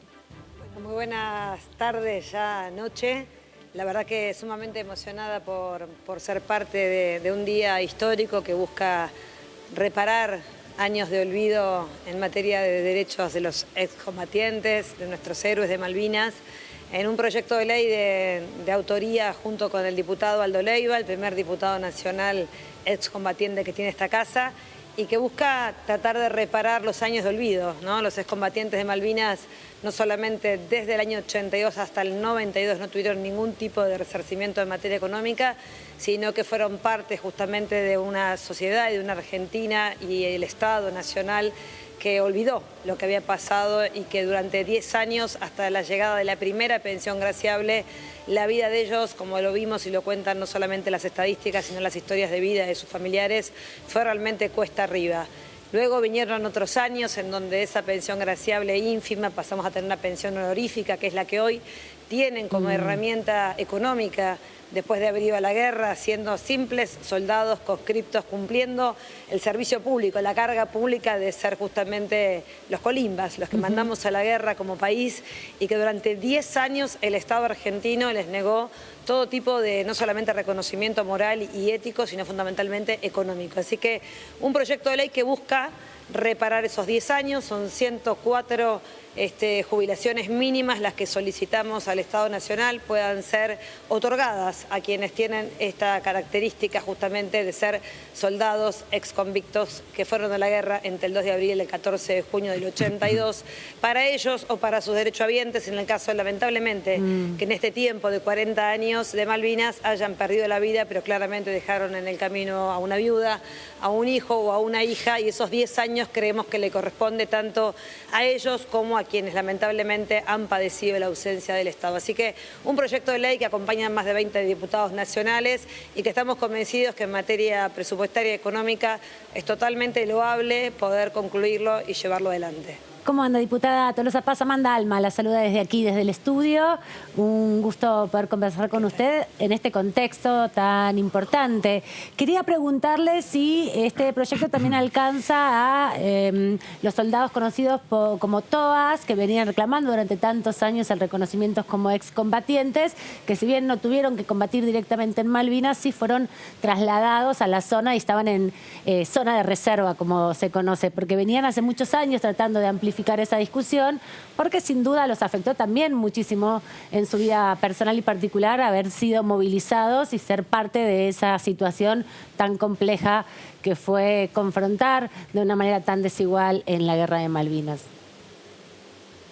Nosotros hicimos este proyecto entendiendo la complejidad de esa lucha de los TOAS continentales o territoriales o los convocados, como se autodenominan, que es un colectivo que viene bregando por el reconocimiento. Está claro que la Argentina no tiene todavía posición tomada en términos de esa deuda que ellos consideran que tiene el Estado Nacional. Lo cierto es que esa etapa también está en una instancia internacional de tratamiento sobre la posibilidad o no de otorgar. Lo que está claro es que en este caso no tenemos ninguna duda, no la tuvo el Estado Nacional en el 92 cuando otorgó la pensión. Las y los combatientes, los excombatientes que están regidos por la 23488, aquella ley que permitió dar certeza sobre quiénes habían sido los hombres que habían ido a Malvinas. Hubo un reconocimiento de eso, hubo una pensión, pero hubo 10 años que todavía a 40 años de aquella guerra no reconocemos. Por eso decimos, son dos cosas distintas. Para llevar tranquilidad, los TOAS continentales y territoriales están luchando, hay un camino incluso en la Corte Interamericana de Derechos Humanos sobre su situación. Somos respetuosos, por supuesto, de esas banderas, pero acá venimos a decir que no tenemos dudas que estos exconvictos, estos excombatientes, soldados, rasos, como dicen ellos, jóvenes de 18 años, fueron a la guerra cumpliendo la carga pública, volvieron de la guerra, el mejor de los casos, tuvieron 10 años de olvido, tuvieron una pensión graciable en el 92, luego tuvo la dicha, Néstor Kirchner, de otorgarles la pensión honorífica en el 2005, y gracias a esa pensión hoy tienen mínimamente un ingreso, y luego vinieron otras leyes reparatorias, como las contábamos hoy, como la ley que permite la jubilación anticipada y que lamentablemente tuvo el veto parcial del expresidente Mauricio Macri, ley que tenemos que volver a tratar de tratar para que justamente contemple las 2 jubilaciones mínimas para aquellos excombatientes que de manera anticipada pueden lograr esa jubilación cuando no solamente han dedicado su vida a esa causa, sino fundamentalmente quizás no tienen los años de aporte, porque dentro de las secuelas también está claro que la falta de trabajo fue una secuela que marcó profundamente a este colectivo de excombatientes. Muchas gracias, diputada, por este ratito con la tercera edición de DTV. Gracias, Sofi, también. Muchas gracias a ustedes por esta cobertura. Gracias. Hasta luego, diputada. Bueno, gracias, Sofi. Gracias a ustedes. Hasta luego. Ahí la saludábamos a Sofi Raimundes, nuestra compañera, porque está en esta actividad que comenzó hace un rato, a las 18 horas, y que tuvo también la participación no solamente de los diputados que están impulsando el proyecto, en este caso Victoria Tolosa Paz y Aldo Leiva, sino también de excombatientes. Lo que hace entonces es reparar esos 10 años donde fue ínfima el subsidio, la reparación económica que había hecho el Estado a los soldados que ya están reconocidos. Tal una cual. reparación hacia atrás, digamos, la deuda que tiene el Estado. Por eso hablaba de estos 104 casos específicamente. Sí, quedará entonces todavía para el debate lo que de alguna manera desde algunos sectores reconocen como una necesidad, y es beneficiar también a aquellos que fueron trasladados y sufrieron de alguna manera, como vos bien lo decías, Alma, hace un ratito, el traslado a las zonas de conflicto, pero no alcanzaron a entrar en combate de alguna manera, por suerte, exactamente, por suerte, pero también en algunos, inclusive en algunos lugares. Estuve este año, el 2 de abril, en la velada que se realiza allí, en este caso, en Ushuaia, en Tierra del Fuego, en Río Grande, y ya hacen 2 vigilias, una en Ushuaia y otra en Tierra del Fuego, y otra en Río Grande. La de Río Grande había también excombatientes que no entraron en combate e inclusive piden reparación para la misma sociedad, porque ellos estuvieron de alguna manera con los sobrevuelos de los aviones, escuchando los bombardeos constantes, y fue toda una cantidad de población impactada por la guerra de Malvinas. Sí, sin duda, y además también es esa discusión que hay, incluso hasta hoy, 40 años después del conflicto bélico, un debate porque, bueno, sin duda tampoco hay una experiencia histórica en Argentina sobre los impactos de la guerra, ¿no? Es como el primer proceso que se da de una manera contemporánea, en definitiva, y ahí hay una puja por el reconocimiento de aquellas personas que eran jóvenes en su momento, esos varones que estaban haciendo la colimba, que fueron trasladados y que tienen todavía las secuelas, el impacto de lo que ha sido ese régimen castrense en plena dictadura militar, que se la agarraba bastante fuerte, digamos, todo, ¿no? Con los pibes que habían sido movilizados. Hay muchas denuncias de torturas, muchas denuncias también en las islas, así que, bueno, una situación que requiere también la atención. Pero ahora lo que se presentó hoy es un proyecto para reparar esos 10 años donde se los reconoce a los soldados que participaron en la guerra, que fueron movilizados hacia las islas, su estatus de soldados, de excombatientes, se les dio una pensión que era irrisoria y por eso hay que compensarla ahora. Es lo que busca por lo menos el proyecto hacia una reparación en este contexto de la guerra de Malvinas, que se han cumplido 40 años y este Congreso honró no solamente a el diputado Leiva, que es el primer soldado que llega, el primer excombatiente en definitiva, ni siquiera en ninguna otra categoría, digamos, ha llegado, ni en esta ni en otra. Exacto. Pero bueno, también digamos, los jefes militares son todos vinculados al genocidio, ¿no? Al delito de lesa humanidad. Inclusive recordemos que todavía están en juicio muchos de estos maltratos y vejaciones que sufrieron los soldados,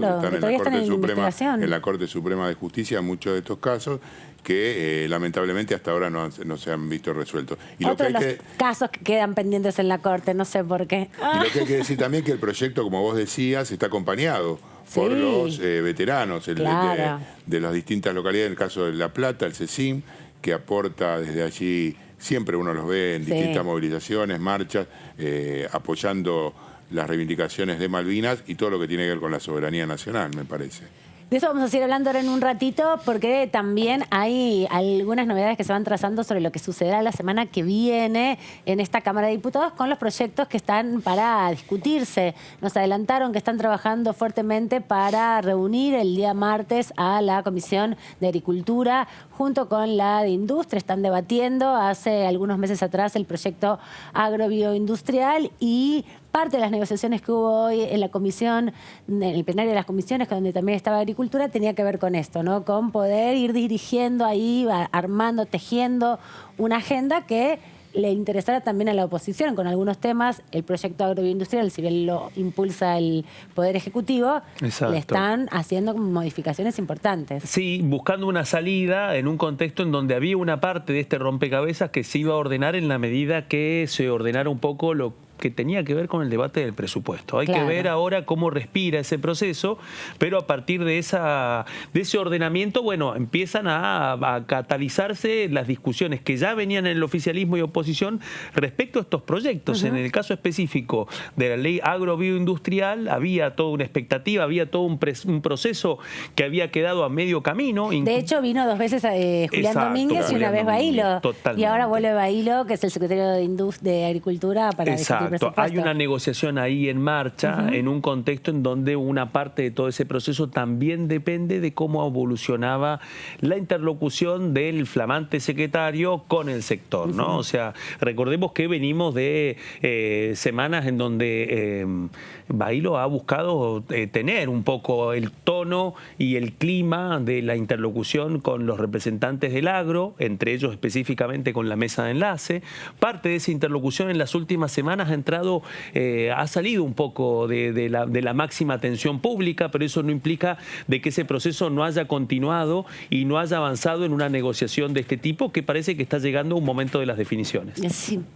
Y un tema interesante que va ligado quizás por el costado a esto de la agroindustria, el presidente Alberto Fernández en Houston, reunido con empresarios que tienen inversiones en la República Argentina, planteó que la semana próxima también enviaría al Congreso una ley vinculada a las inversiones, a proteger, dijo de alguna manera, las inversiones que se hagan para darle esta famosa seguridad jurídica de la que siempre se habla sobre las leyes para que efectivamente se sientan confiados y puedan volcar más recursos en lo que en toda su gira planteó y la viene planteando de hace rato la garantía que ofrece la Argentina en lo que es alimentos y energía, tanto para la exportación como para el consumo interno. Así que veremos si se hace efectivo este proyecto de que haya también una propuesta en ese sentido la semana próxima en la Cámara Baja. Veremos, después lo sabremos, decía un viejo dicho popular. Ahora lo que podemos ver es justamente la presencia aquí del diputado Aldo Leiva, del Frente de Todos de la provincia del Chaco, que viene, como les comentábamos hace ratito, de la presentación de este proyecto con el que conversábamos recién con Tolosa Paz. ¿Cómo anda, diputado? ¿Qué tal? ¿Cómo les va? Un gusto estar con ustedes. Estuvieron presentando un proyecto de reparación para excombatientes de Malvinas. Es así, para conscriptos, y tiene que ver básicamente con los años en que el Estado estuvo totalmente ausente en todo lo relativo a quienes participamos del conflicto, no solamente los que volvimos, sino lo más lamentable es quienes dieron su vida por nuestra patria.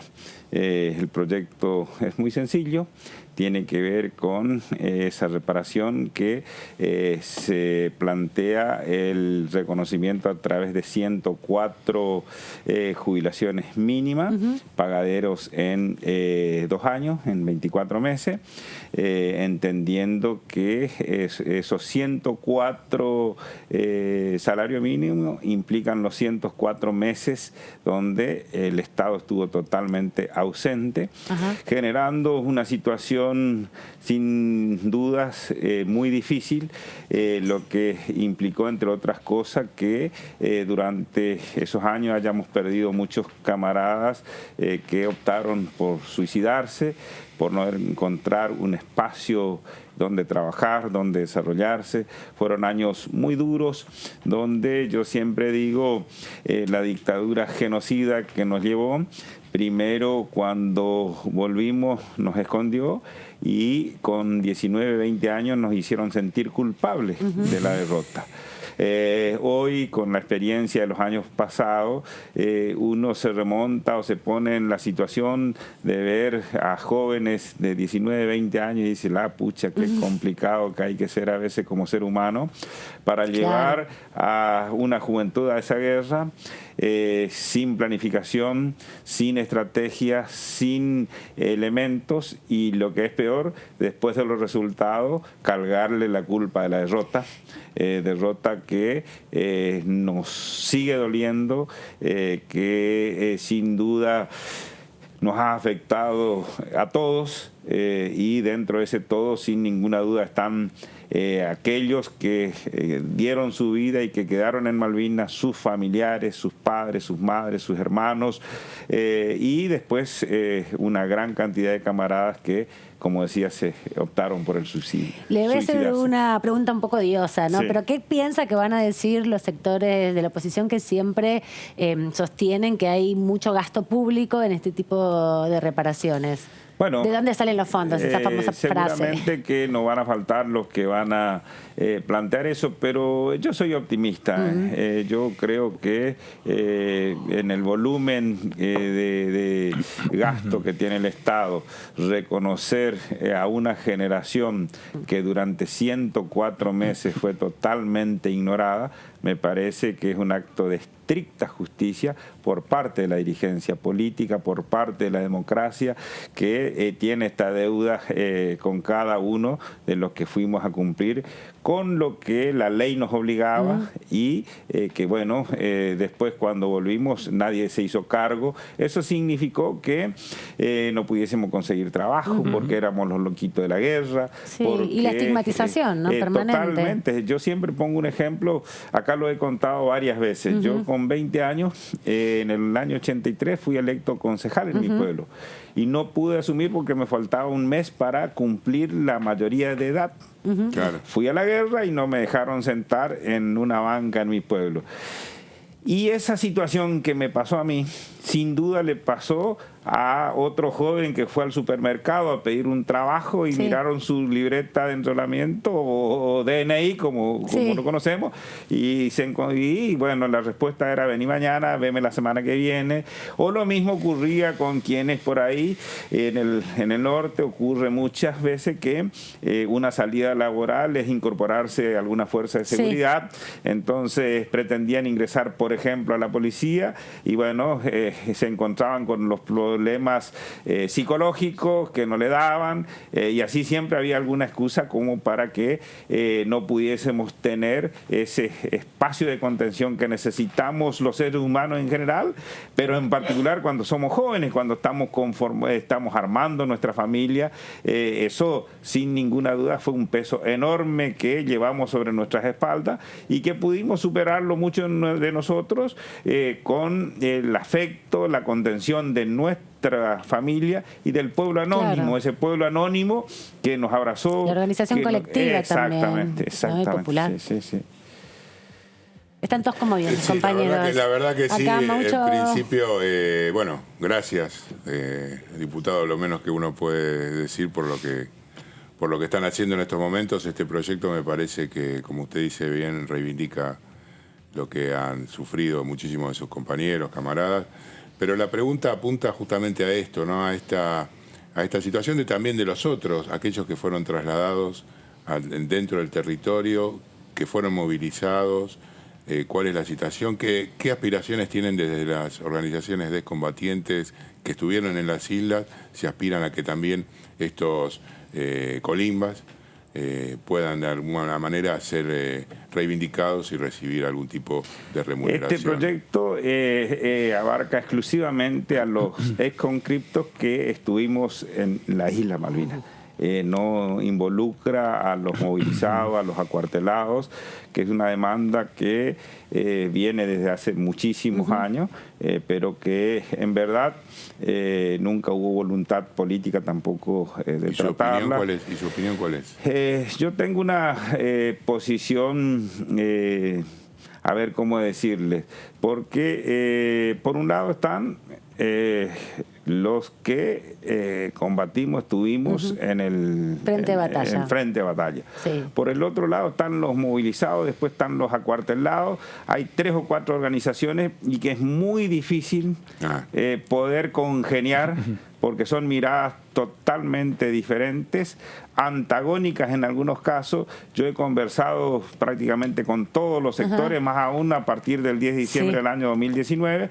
Yo los escucho y trato de no emitir opinión porque me parece que en principio debieran consensuar ellos para que después eventualmente se pueda ver qué es lo que realmente se puede realizar desde el punto de vista del Estado. Diputado, y esto se lo pregunto como diputado y también como excombatiente, porque se han vuelto a reanudar los vuelos entre Río Gallegos y Puerto Argentino, mejor dicho, la base de Mont Pleasant, después de lo que ha sido casi más de 2 años de aislamiento a partir de la pandemia.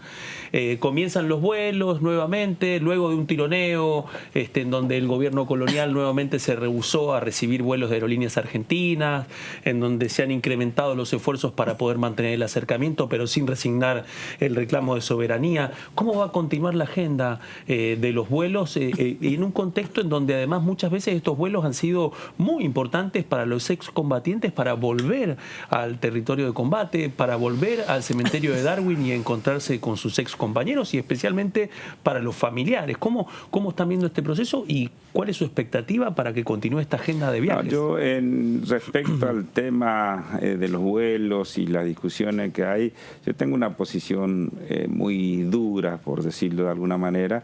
Me parece que en este tiempo que vivimos es inadmisible este colonialismo, A nivel global existen 16 colonias, de esas 16, 10 están en el poder del Reino Unido y dentro de esas 10 están las Islas Malvinas. Es inadmisible, nosotros debiéramos sin ninguna duda seguir planteando con mucha vehemencia, con mucha fuerza. No es posible que ni siquiera se pueda sentar a conversar, porque el Reino Unido se niega sistemáticamente a hablar del tema soberanía. Nosotros lo único que le estamos planteando es hablar de lo que nos corresponde a nosotros, y ni siquiera eso se puede lograr. Yo estos días veía, la verdad, que en los medios hegemónicos, hasta de manera patética, resaltando los funerales de la reina, y bueno, Dios lo tendrá en la gloria.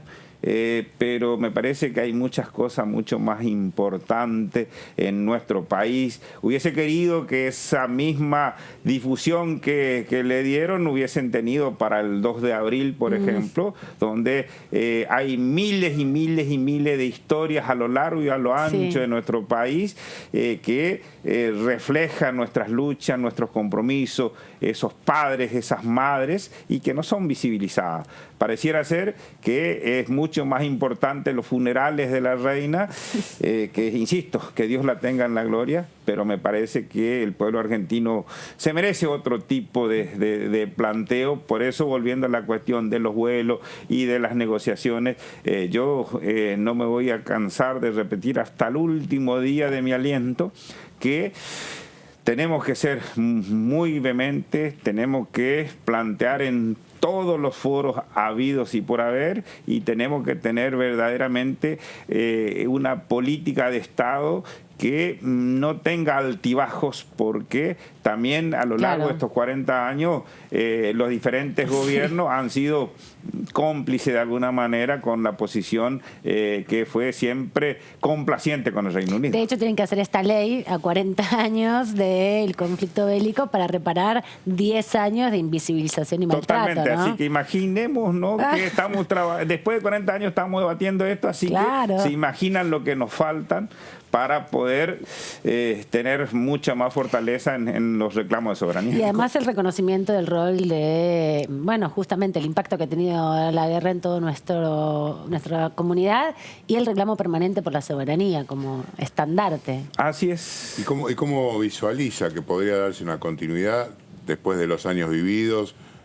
Durante 10 años no se pagó, hubo una política en algún momento de mucho acercamiento, se volvió a repetir en los 4 años anteriores. ¿Hay alguna posibilidad de que esto perdure en el tiempo más allá de los gobiernos? Yo confío mucho en las nuevas generaciones, confío mucho en la democracia, confío mucho en que vayamos perfeccionando hacia el futuro la representación. Creo profundamente en que hay una generación formada íntegramente en democracia, que cada vez interpela más a la dirigencia política, que cada vez exige más, que el paso del tiempo ha ido demostrando que no existe el voto cautivo, que existe una gran demanda por parte de la sociedad, y esa sociedad a veces va para un lado, equivocadamente desde mi punto de vista, pero bienvenido en democracia, y como decía Alfonsín, la democracia se cura con más democracia. Yo cuando lo escuchaba a Alfonsín en ese tiempo renegaba mucho cuando lo escuchaba decir: con la democracia se come, se cura y se educa, y cuánta verdad tenía, ¿no es cierto? Lamentablemente por ahí hay muchas cuestiones que esa democracia no pudo curar, no pudo educar y no pudo hacer tantas cosas, pero con errores, con aciertos, con dificultades, seguimos avanzando, y yo creo que va a llegar el día. Nosotros seguramente, yo al menos no lo voy a ver, pero me parece que estamos poniendo los granitos de arena día a día para que consolidemos esa democracia, para que también consolidemos esa unidad latinoamericana que es imprescindible. Por ahí hay muchos que reniegan y menoscaban lo que es la hermandad latinoamericana, porque nadie, pero absolutamente nadie de las grandes potencias va a hacer algo que no seamos capaces de hacer nosotros, primero como nación y después con nuestros hermanos latinoamericanos, que en realidad somos los que tenemos que ir con mucha fuerza y que de hecho cada vez se va amalgamando más eso. Lamento a veces la posición de Uruguay, salvo el extraordinario Pepe Mujica, pero el resto de los gobiernos a veces un poco tibios, por ponerle algún... Bueno, la exposición hace poco que elevó la Cancillería, la queja por la exposición que tenía justamente un viaje a Malvinas. Exactamente. ¿No? Diputado, para ir cerrando, le quería preguntar también por otros debates que están aquí presentes en la Cámara. Estamos por discutir el presupuesto. Por un lado, ¿cómo ve y cómo analiza desde su provincia el desarrollo de este proyecto? Y sobre todo porque, bueno, usted estuvo también en la Cámara cuando se rechazó. ¿Cómo ve la estrategia del Frente de Todos para que no vuelva a pasar lo mismo? En principio he visto con buenos ojos que ya un sector del radicalismo ha expresado su decisión de acompañar. Y en lo que respecta a nosotros como representantes del interior profundo, del que se habla mucho y que, salvo raras excepciones, se hace poco. Nosotros hemos tenido gobiernos que hicieron muchísimo, como el de Néstor, como el de Cristina, como el de Jorge Capitanís en la provincia. Lo que ha hecho ha sido extraordinario, ha sido una verdadera reparación histórica, ya que estamos hablando de reparación histórica. También hoy con Alberto tenemos un gran acompañamiento en todo lo que tenga que ver con obras que se realizan a lo largo y a lo ancho de nuestra provincia. Y respecto al presupuesto, sin ninguna duda los chaqueños vamos a venir a defender los intereses de nuestra provincia, vamos a defender los intereses del Norte Grande, ese Norte Grande que hoy se nuclea a través de sus gobernadores, que nos está bajando línea, por llamarlo de alguna manera, a todos los diputados y senadores de ese Norte Grande. Los representantes de las 10 provincias. Exactamente. Bancar el presupuesto. Bancar el presupuesto y pelear por lo que necesita el Norte Grande. Muchas gracias, diputado, por este ratito. Y también por traernos aquí a Edgardo Esteban, que lo vemos, le saludamos también. Eso un le iba a decir, Edgardo, un amigo que me dio Malvinas, que lo conocí viendo su película, ni idea tenía de quién era Edgardo Esteban. Tampoco no es que se parecía mucho a Gastón Paul. Pero lo tenemos visto de muchos años de ser el cronista de Telesur, el corresponsal de Telesur aquí en Argentina, un gran valor. Lo conecto y le digo, Edgardo, soy Aldo Leiva, yo era intendente de mi ciudad, de General San Martín, y le digo, tengo la feria del libro, ¿cuánto me sale? Que te vengas acá. Venirte acá, me dice, que un asado. Así que y ahí lo conocí y fue el hermano que me dio en tantos años también, uno de los hermanos que me ha dado la vida. Muchas gracias, diputado. Gracias a ustedes. Nos vemos en cualquier momento. Es el momento de escuchar a Gerardo Cipollini, diputado de la provincia del Chaco también, pero del radicalismo, respecto al presupuesto. No he podido todavía tomar contacto con el presupuesto. He pedido que se me envíe precisamente este ítem, porque yo en su momento he solicitado para la provincia del Chaco la inclusión de algunas obras.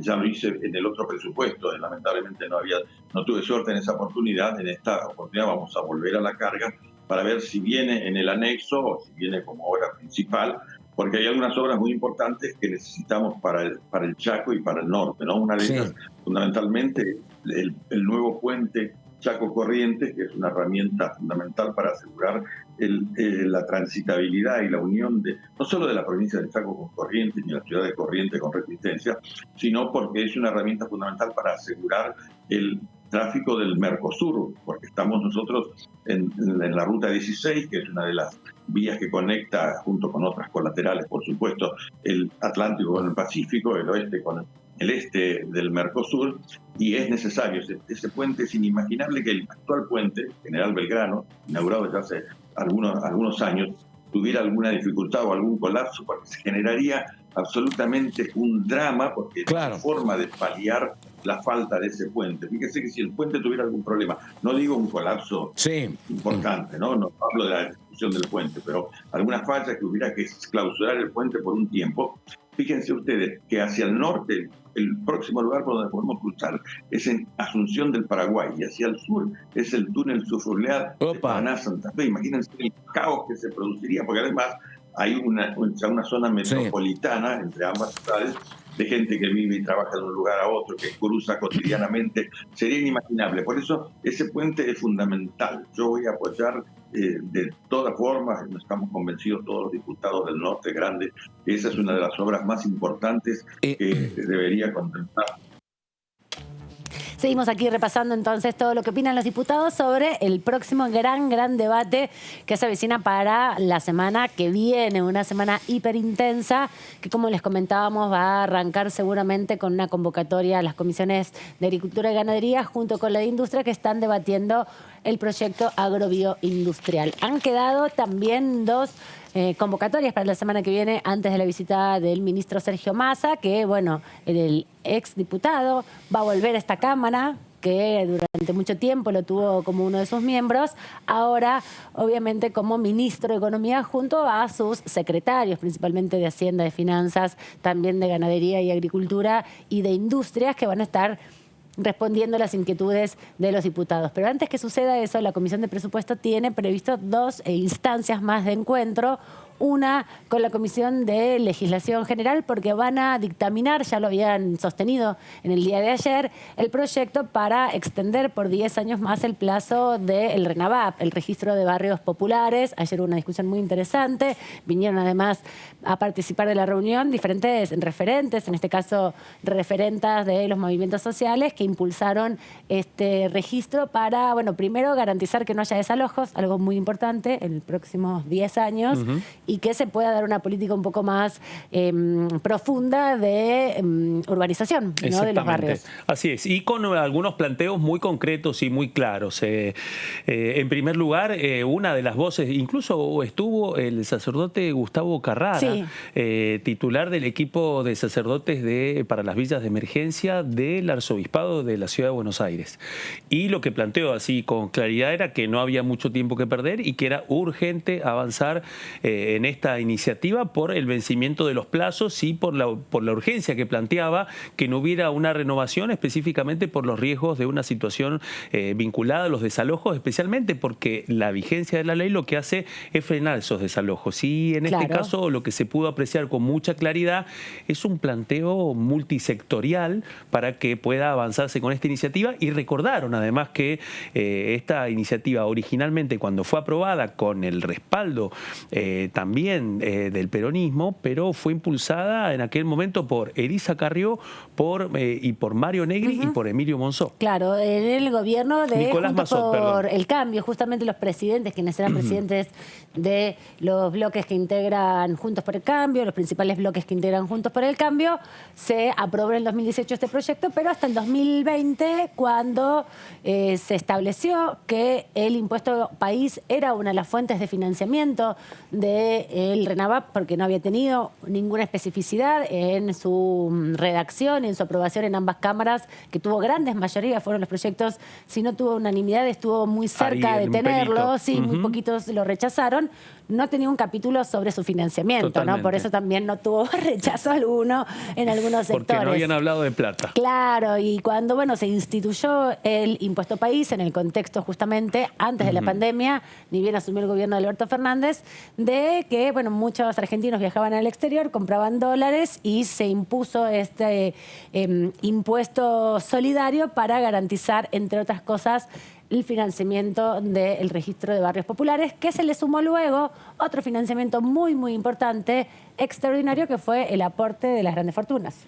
Claro, un aporte que marcó justamente una forma de ingreso en un momento excepcional. La pandemia fue la necesidad de conseguir recursos de algún lado, las arcas vacías del Estado, la necesidad de acceder de una forma tangible a más dinero, y fue un proceso que demoró también. Tengamos en cuenta que tardó esa cantidad de tiempo en aprobarse, pero que finalmente tuvo su recorrido y se pudo aplicar en todos estos recursos. Lo que establecía el aporte extraordinario para las grandes fortunas era justamente un gravamen específico por única vez sobre un volumen económico de algunos argentinos que tienen grandes fortunas, y se determinaron 5 asignaciones específicas. Hoy que estamos todavía hablando de las asignaciones específicas que tuvimos presente el debate de la Cámara de Diputados de la semana pasada, se definieron 5 asignaciones específicas. Una fue la creación del registro de barrios populares, ¿no? Para robustecer el trabajo y para, bueno, justamente avanzar. Ayer se destacaba el programa Mi Pieza, que fue un plan que se lanzó durante el año 2021, ni bien terminaba el proceso de aislamiento, para principalmente las mujeres que solicitaban esos recursos para ampliar un poco y mejorar las condiciones de su vivienda. Exactamente. Estuve en ese momento en la localidad de Moreno, fue con la intendenta Mariel Fernández, exactamente, y allí lo que se destacaba era que eran mujeres en situación de riesgo, mujeres solas, que le accedían a una pequeña suma para incorporar una habitación más a su precariedad y de alguna manera subsanar una situación que en medio de la pandemia además se había agravado, como sabemos que pasó con todo lo que tuvo que ver con la cuestión del cuidado de la salud y en particular con respecto a las mujeres. Ayer comentaban justamente que muchos de esos recursos fueron para los núcleos húmedos de las casas, o sea que en muchos barrios populares se pudieron construir baños, y en este contexto es importante también destacarlo porque para sectores medios o sectores medios acomodados muchas veces hay prejuicios respecto a la forma en que subsisten en los barrios populares, y es una de las discusiones que también estuvo presente este miércoles y va a volver el miércoles que viene. Una vez que se apruebe ese dictamen, que ya está casi conformado y está resuelto que se va a dictaminar la semana próxima, es probable que haya 2 dictámenes, digamos, porque la reunión de ayer así quedó un poco expresado. Luego se va a quedar solamente la Comisión de Presupuesto, pero no para esperar al ministro Sergio Massa, que va a venir aún más tarde.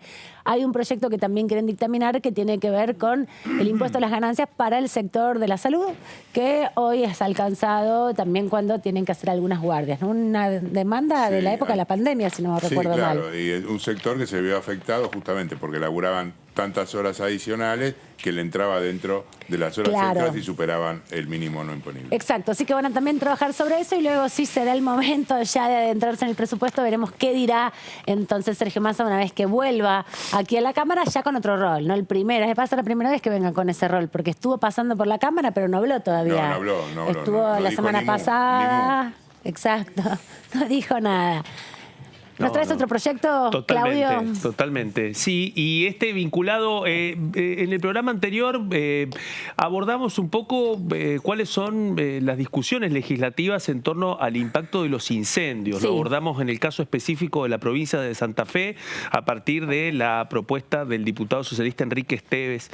Y en este caso vamos para contar una iniciativa similar, pero impulsada por la diputada Virginia Cornejo, diputada macrista de Salta. En este caso, la propuesta que ingresó hace muy poco es instituir una ley de emergencia y desastre ambiental en la provincia de Salta.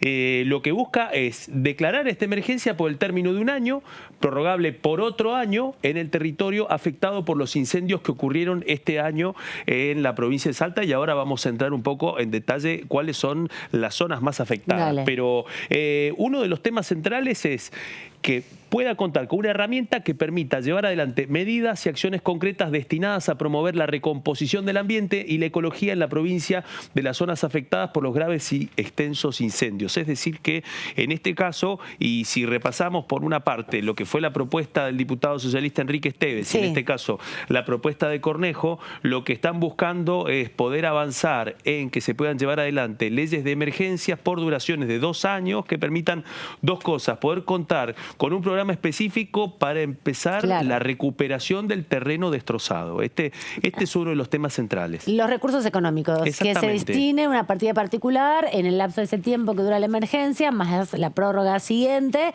para que puedan contar con algo extra y aportar a la recuperación de esas tierras, el resembrado en definitiva. Totalmente, porque hasta ahora el tema queda pura y exclusivamente a las políticas que puedan llevarse adelante a partir del impacto del incendio. incendio. Hasta ahora no hay un destino específico en términos presupuestarios y de partidas del Estado Nacional para poder avanzar en un plazo focalizado como en el caso específico de una emergencia. Vamos a ver en la segunda placa cuáles son los alcances de esta propuesta, porque la idea es que el Ejecutivo pueda destinar una partida especial, lo que decíamos hace instantes, para afrontar las acciones de preservación del ambiente y de recomposición ecológica ambiental.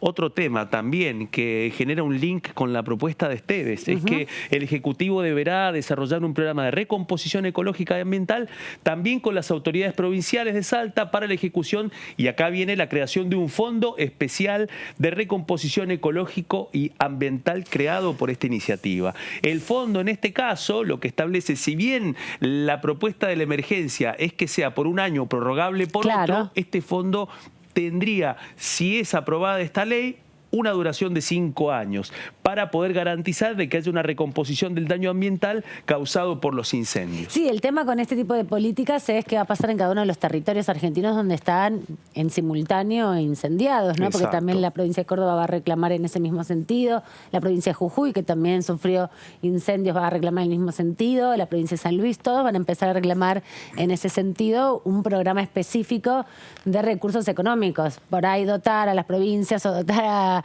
al Ministerio de Ambiente de esos recursos sería una manera también de agilizar estos procesos. Absolutamente. Sí, desde ahí creo que justamente es uno de los puntos de la ley de humedales, ¿no? Generar un fondo presupuestario para que pueda de alguna manera atacar estos incidentes y que no tenga que ser renovado constantemente de acuerdo a donde se produce. Se evalúa el lugar donde se efectúa, donde se produce la catástrofe, y allí va el recurso para poder aplicarse directamente. Me parece que sería de una manera mucho más ágil y simple que ante cada eventual situación en cada lugar, territorio o provincia, evaluar específicamente para ese lugar. Y lo que pasa es que los diputados representan a sus provincias y reclaman por sus provincias, así que apuntan a eso. Y surge una particularidad política muy especial, porque estamos hablando en este caso de la propuesta de emergencia de la diputada Cornejo, impulsar la creación de un fondo que cuenta con aportes nacionales, además de provinciales, proviniendo de una fuerza que este año, en víspera de la discusión presupuestaria, ya ha planteado su negativa a cualquier ampliación del déficit fiscal e incluso negarse también a aprobar cualquier cambio impositivo que implique a un aumento. Esto es un dato importante porque la emergencia de las provincias para poder mitigar el impacto de los incendios es transversal, es una necesidad transversal de distintas fuerzas políticas, al punto tal de que en este caso nos encontramos con una diputada macrista de Salta que hace una iniciativa de una emergencia ambiental muy similar a la que hace un diputado socialista de la provincia de Santa Fe. Este es un comportamiento político nuevo en el marco de la emergencia que plantean los incendios y la situación climática. Hay que ver en el marco del arranque de la discusión presupuestaria cómo van a germinar estos planteos. Pero esto es novedoso, que nos encontremos con un planteo así viniendo de una fuerza que tiene una posición fiscal tan dura en un momento de estas características.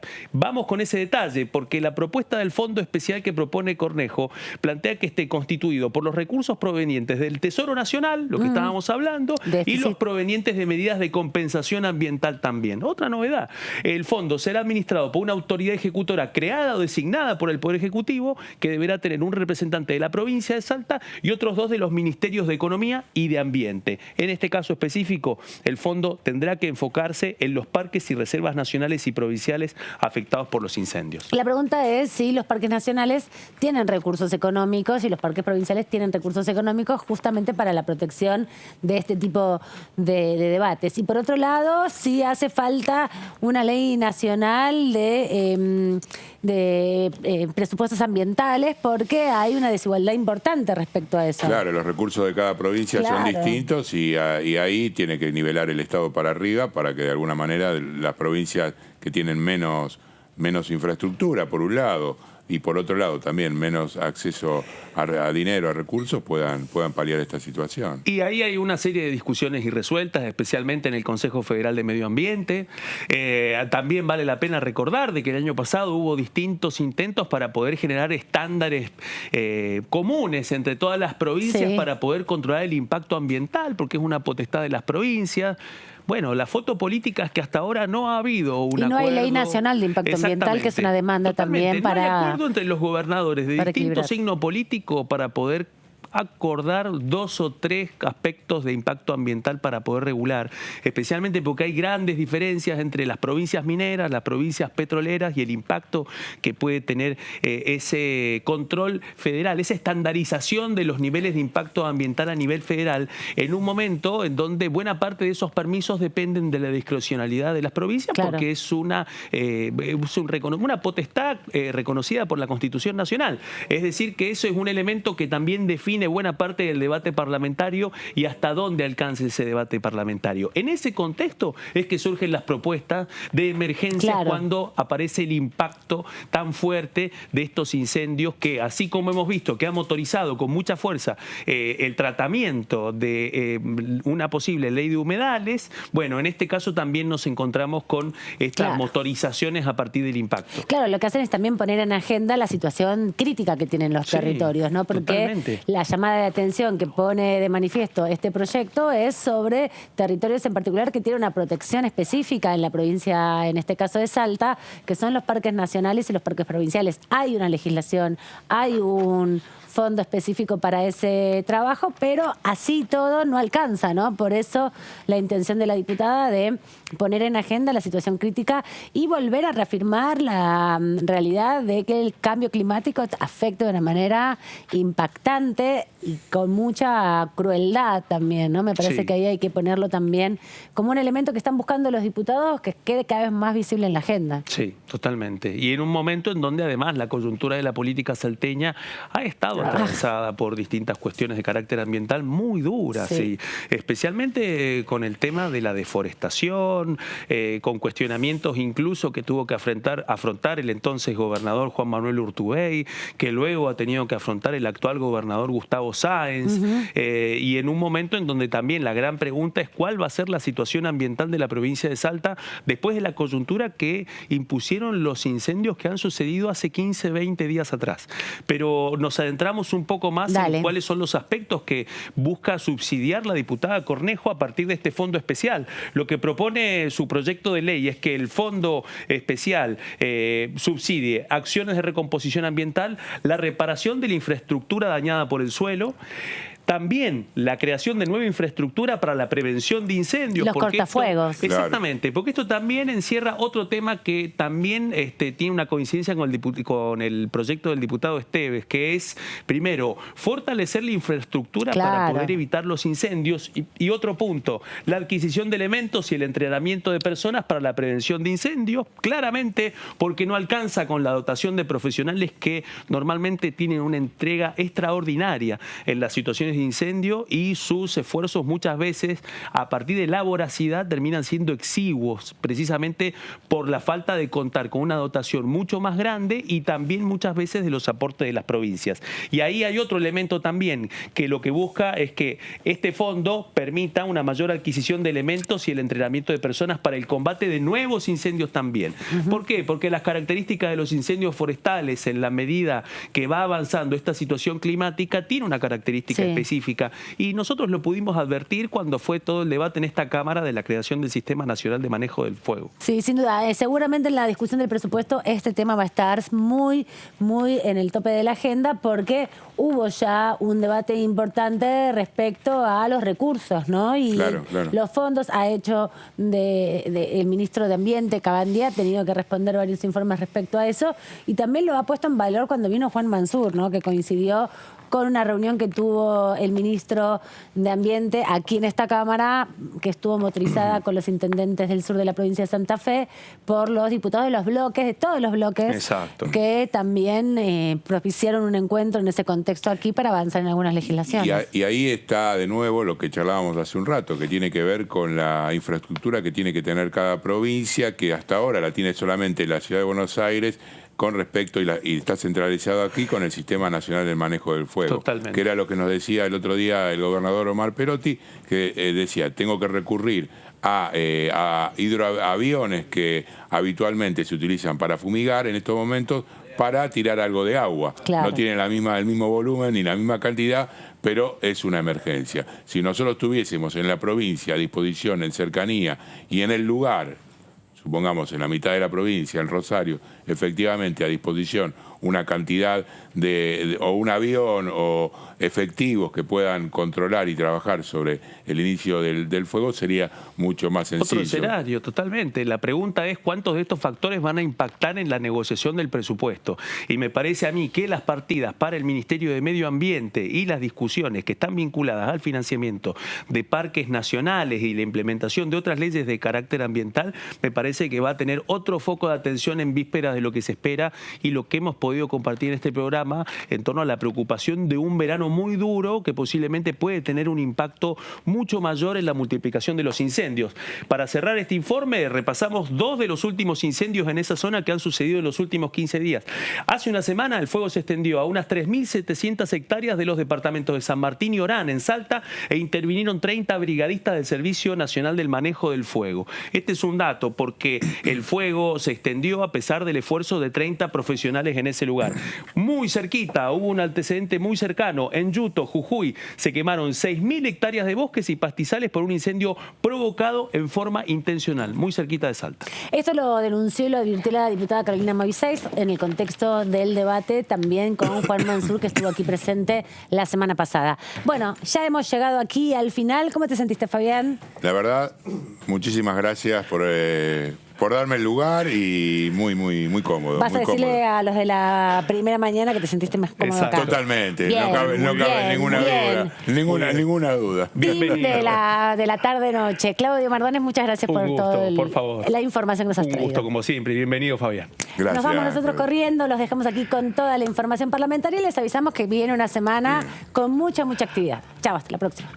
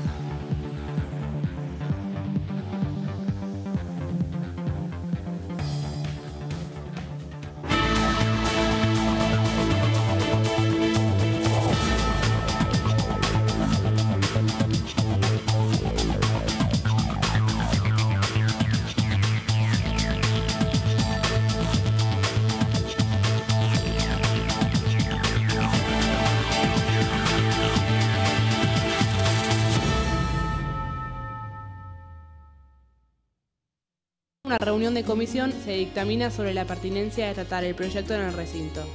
El dictamen propone una resolución o decisión sobre una o varias iniciativas o proposiciones.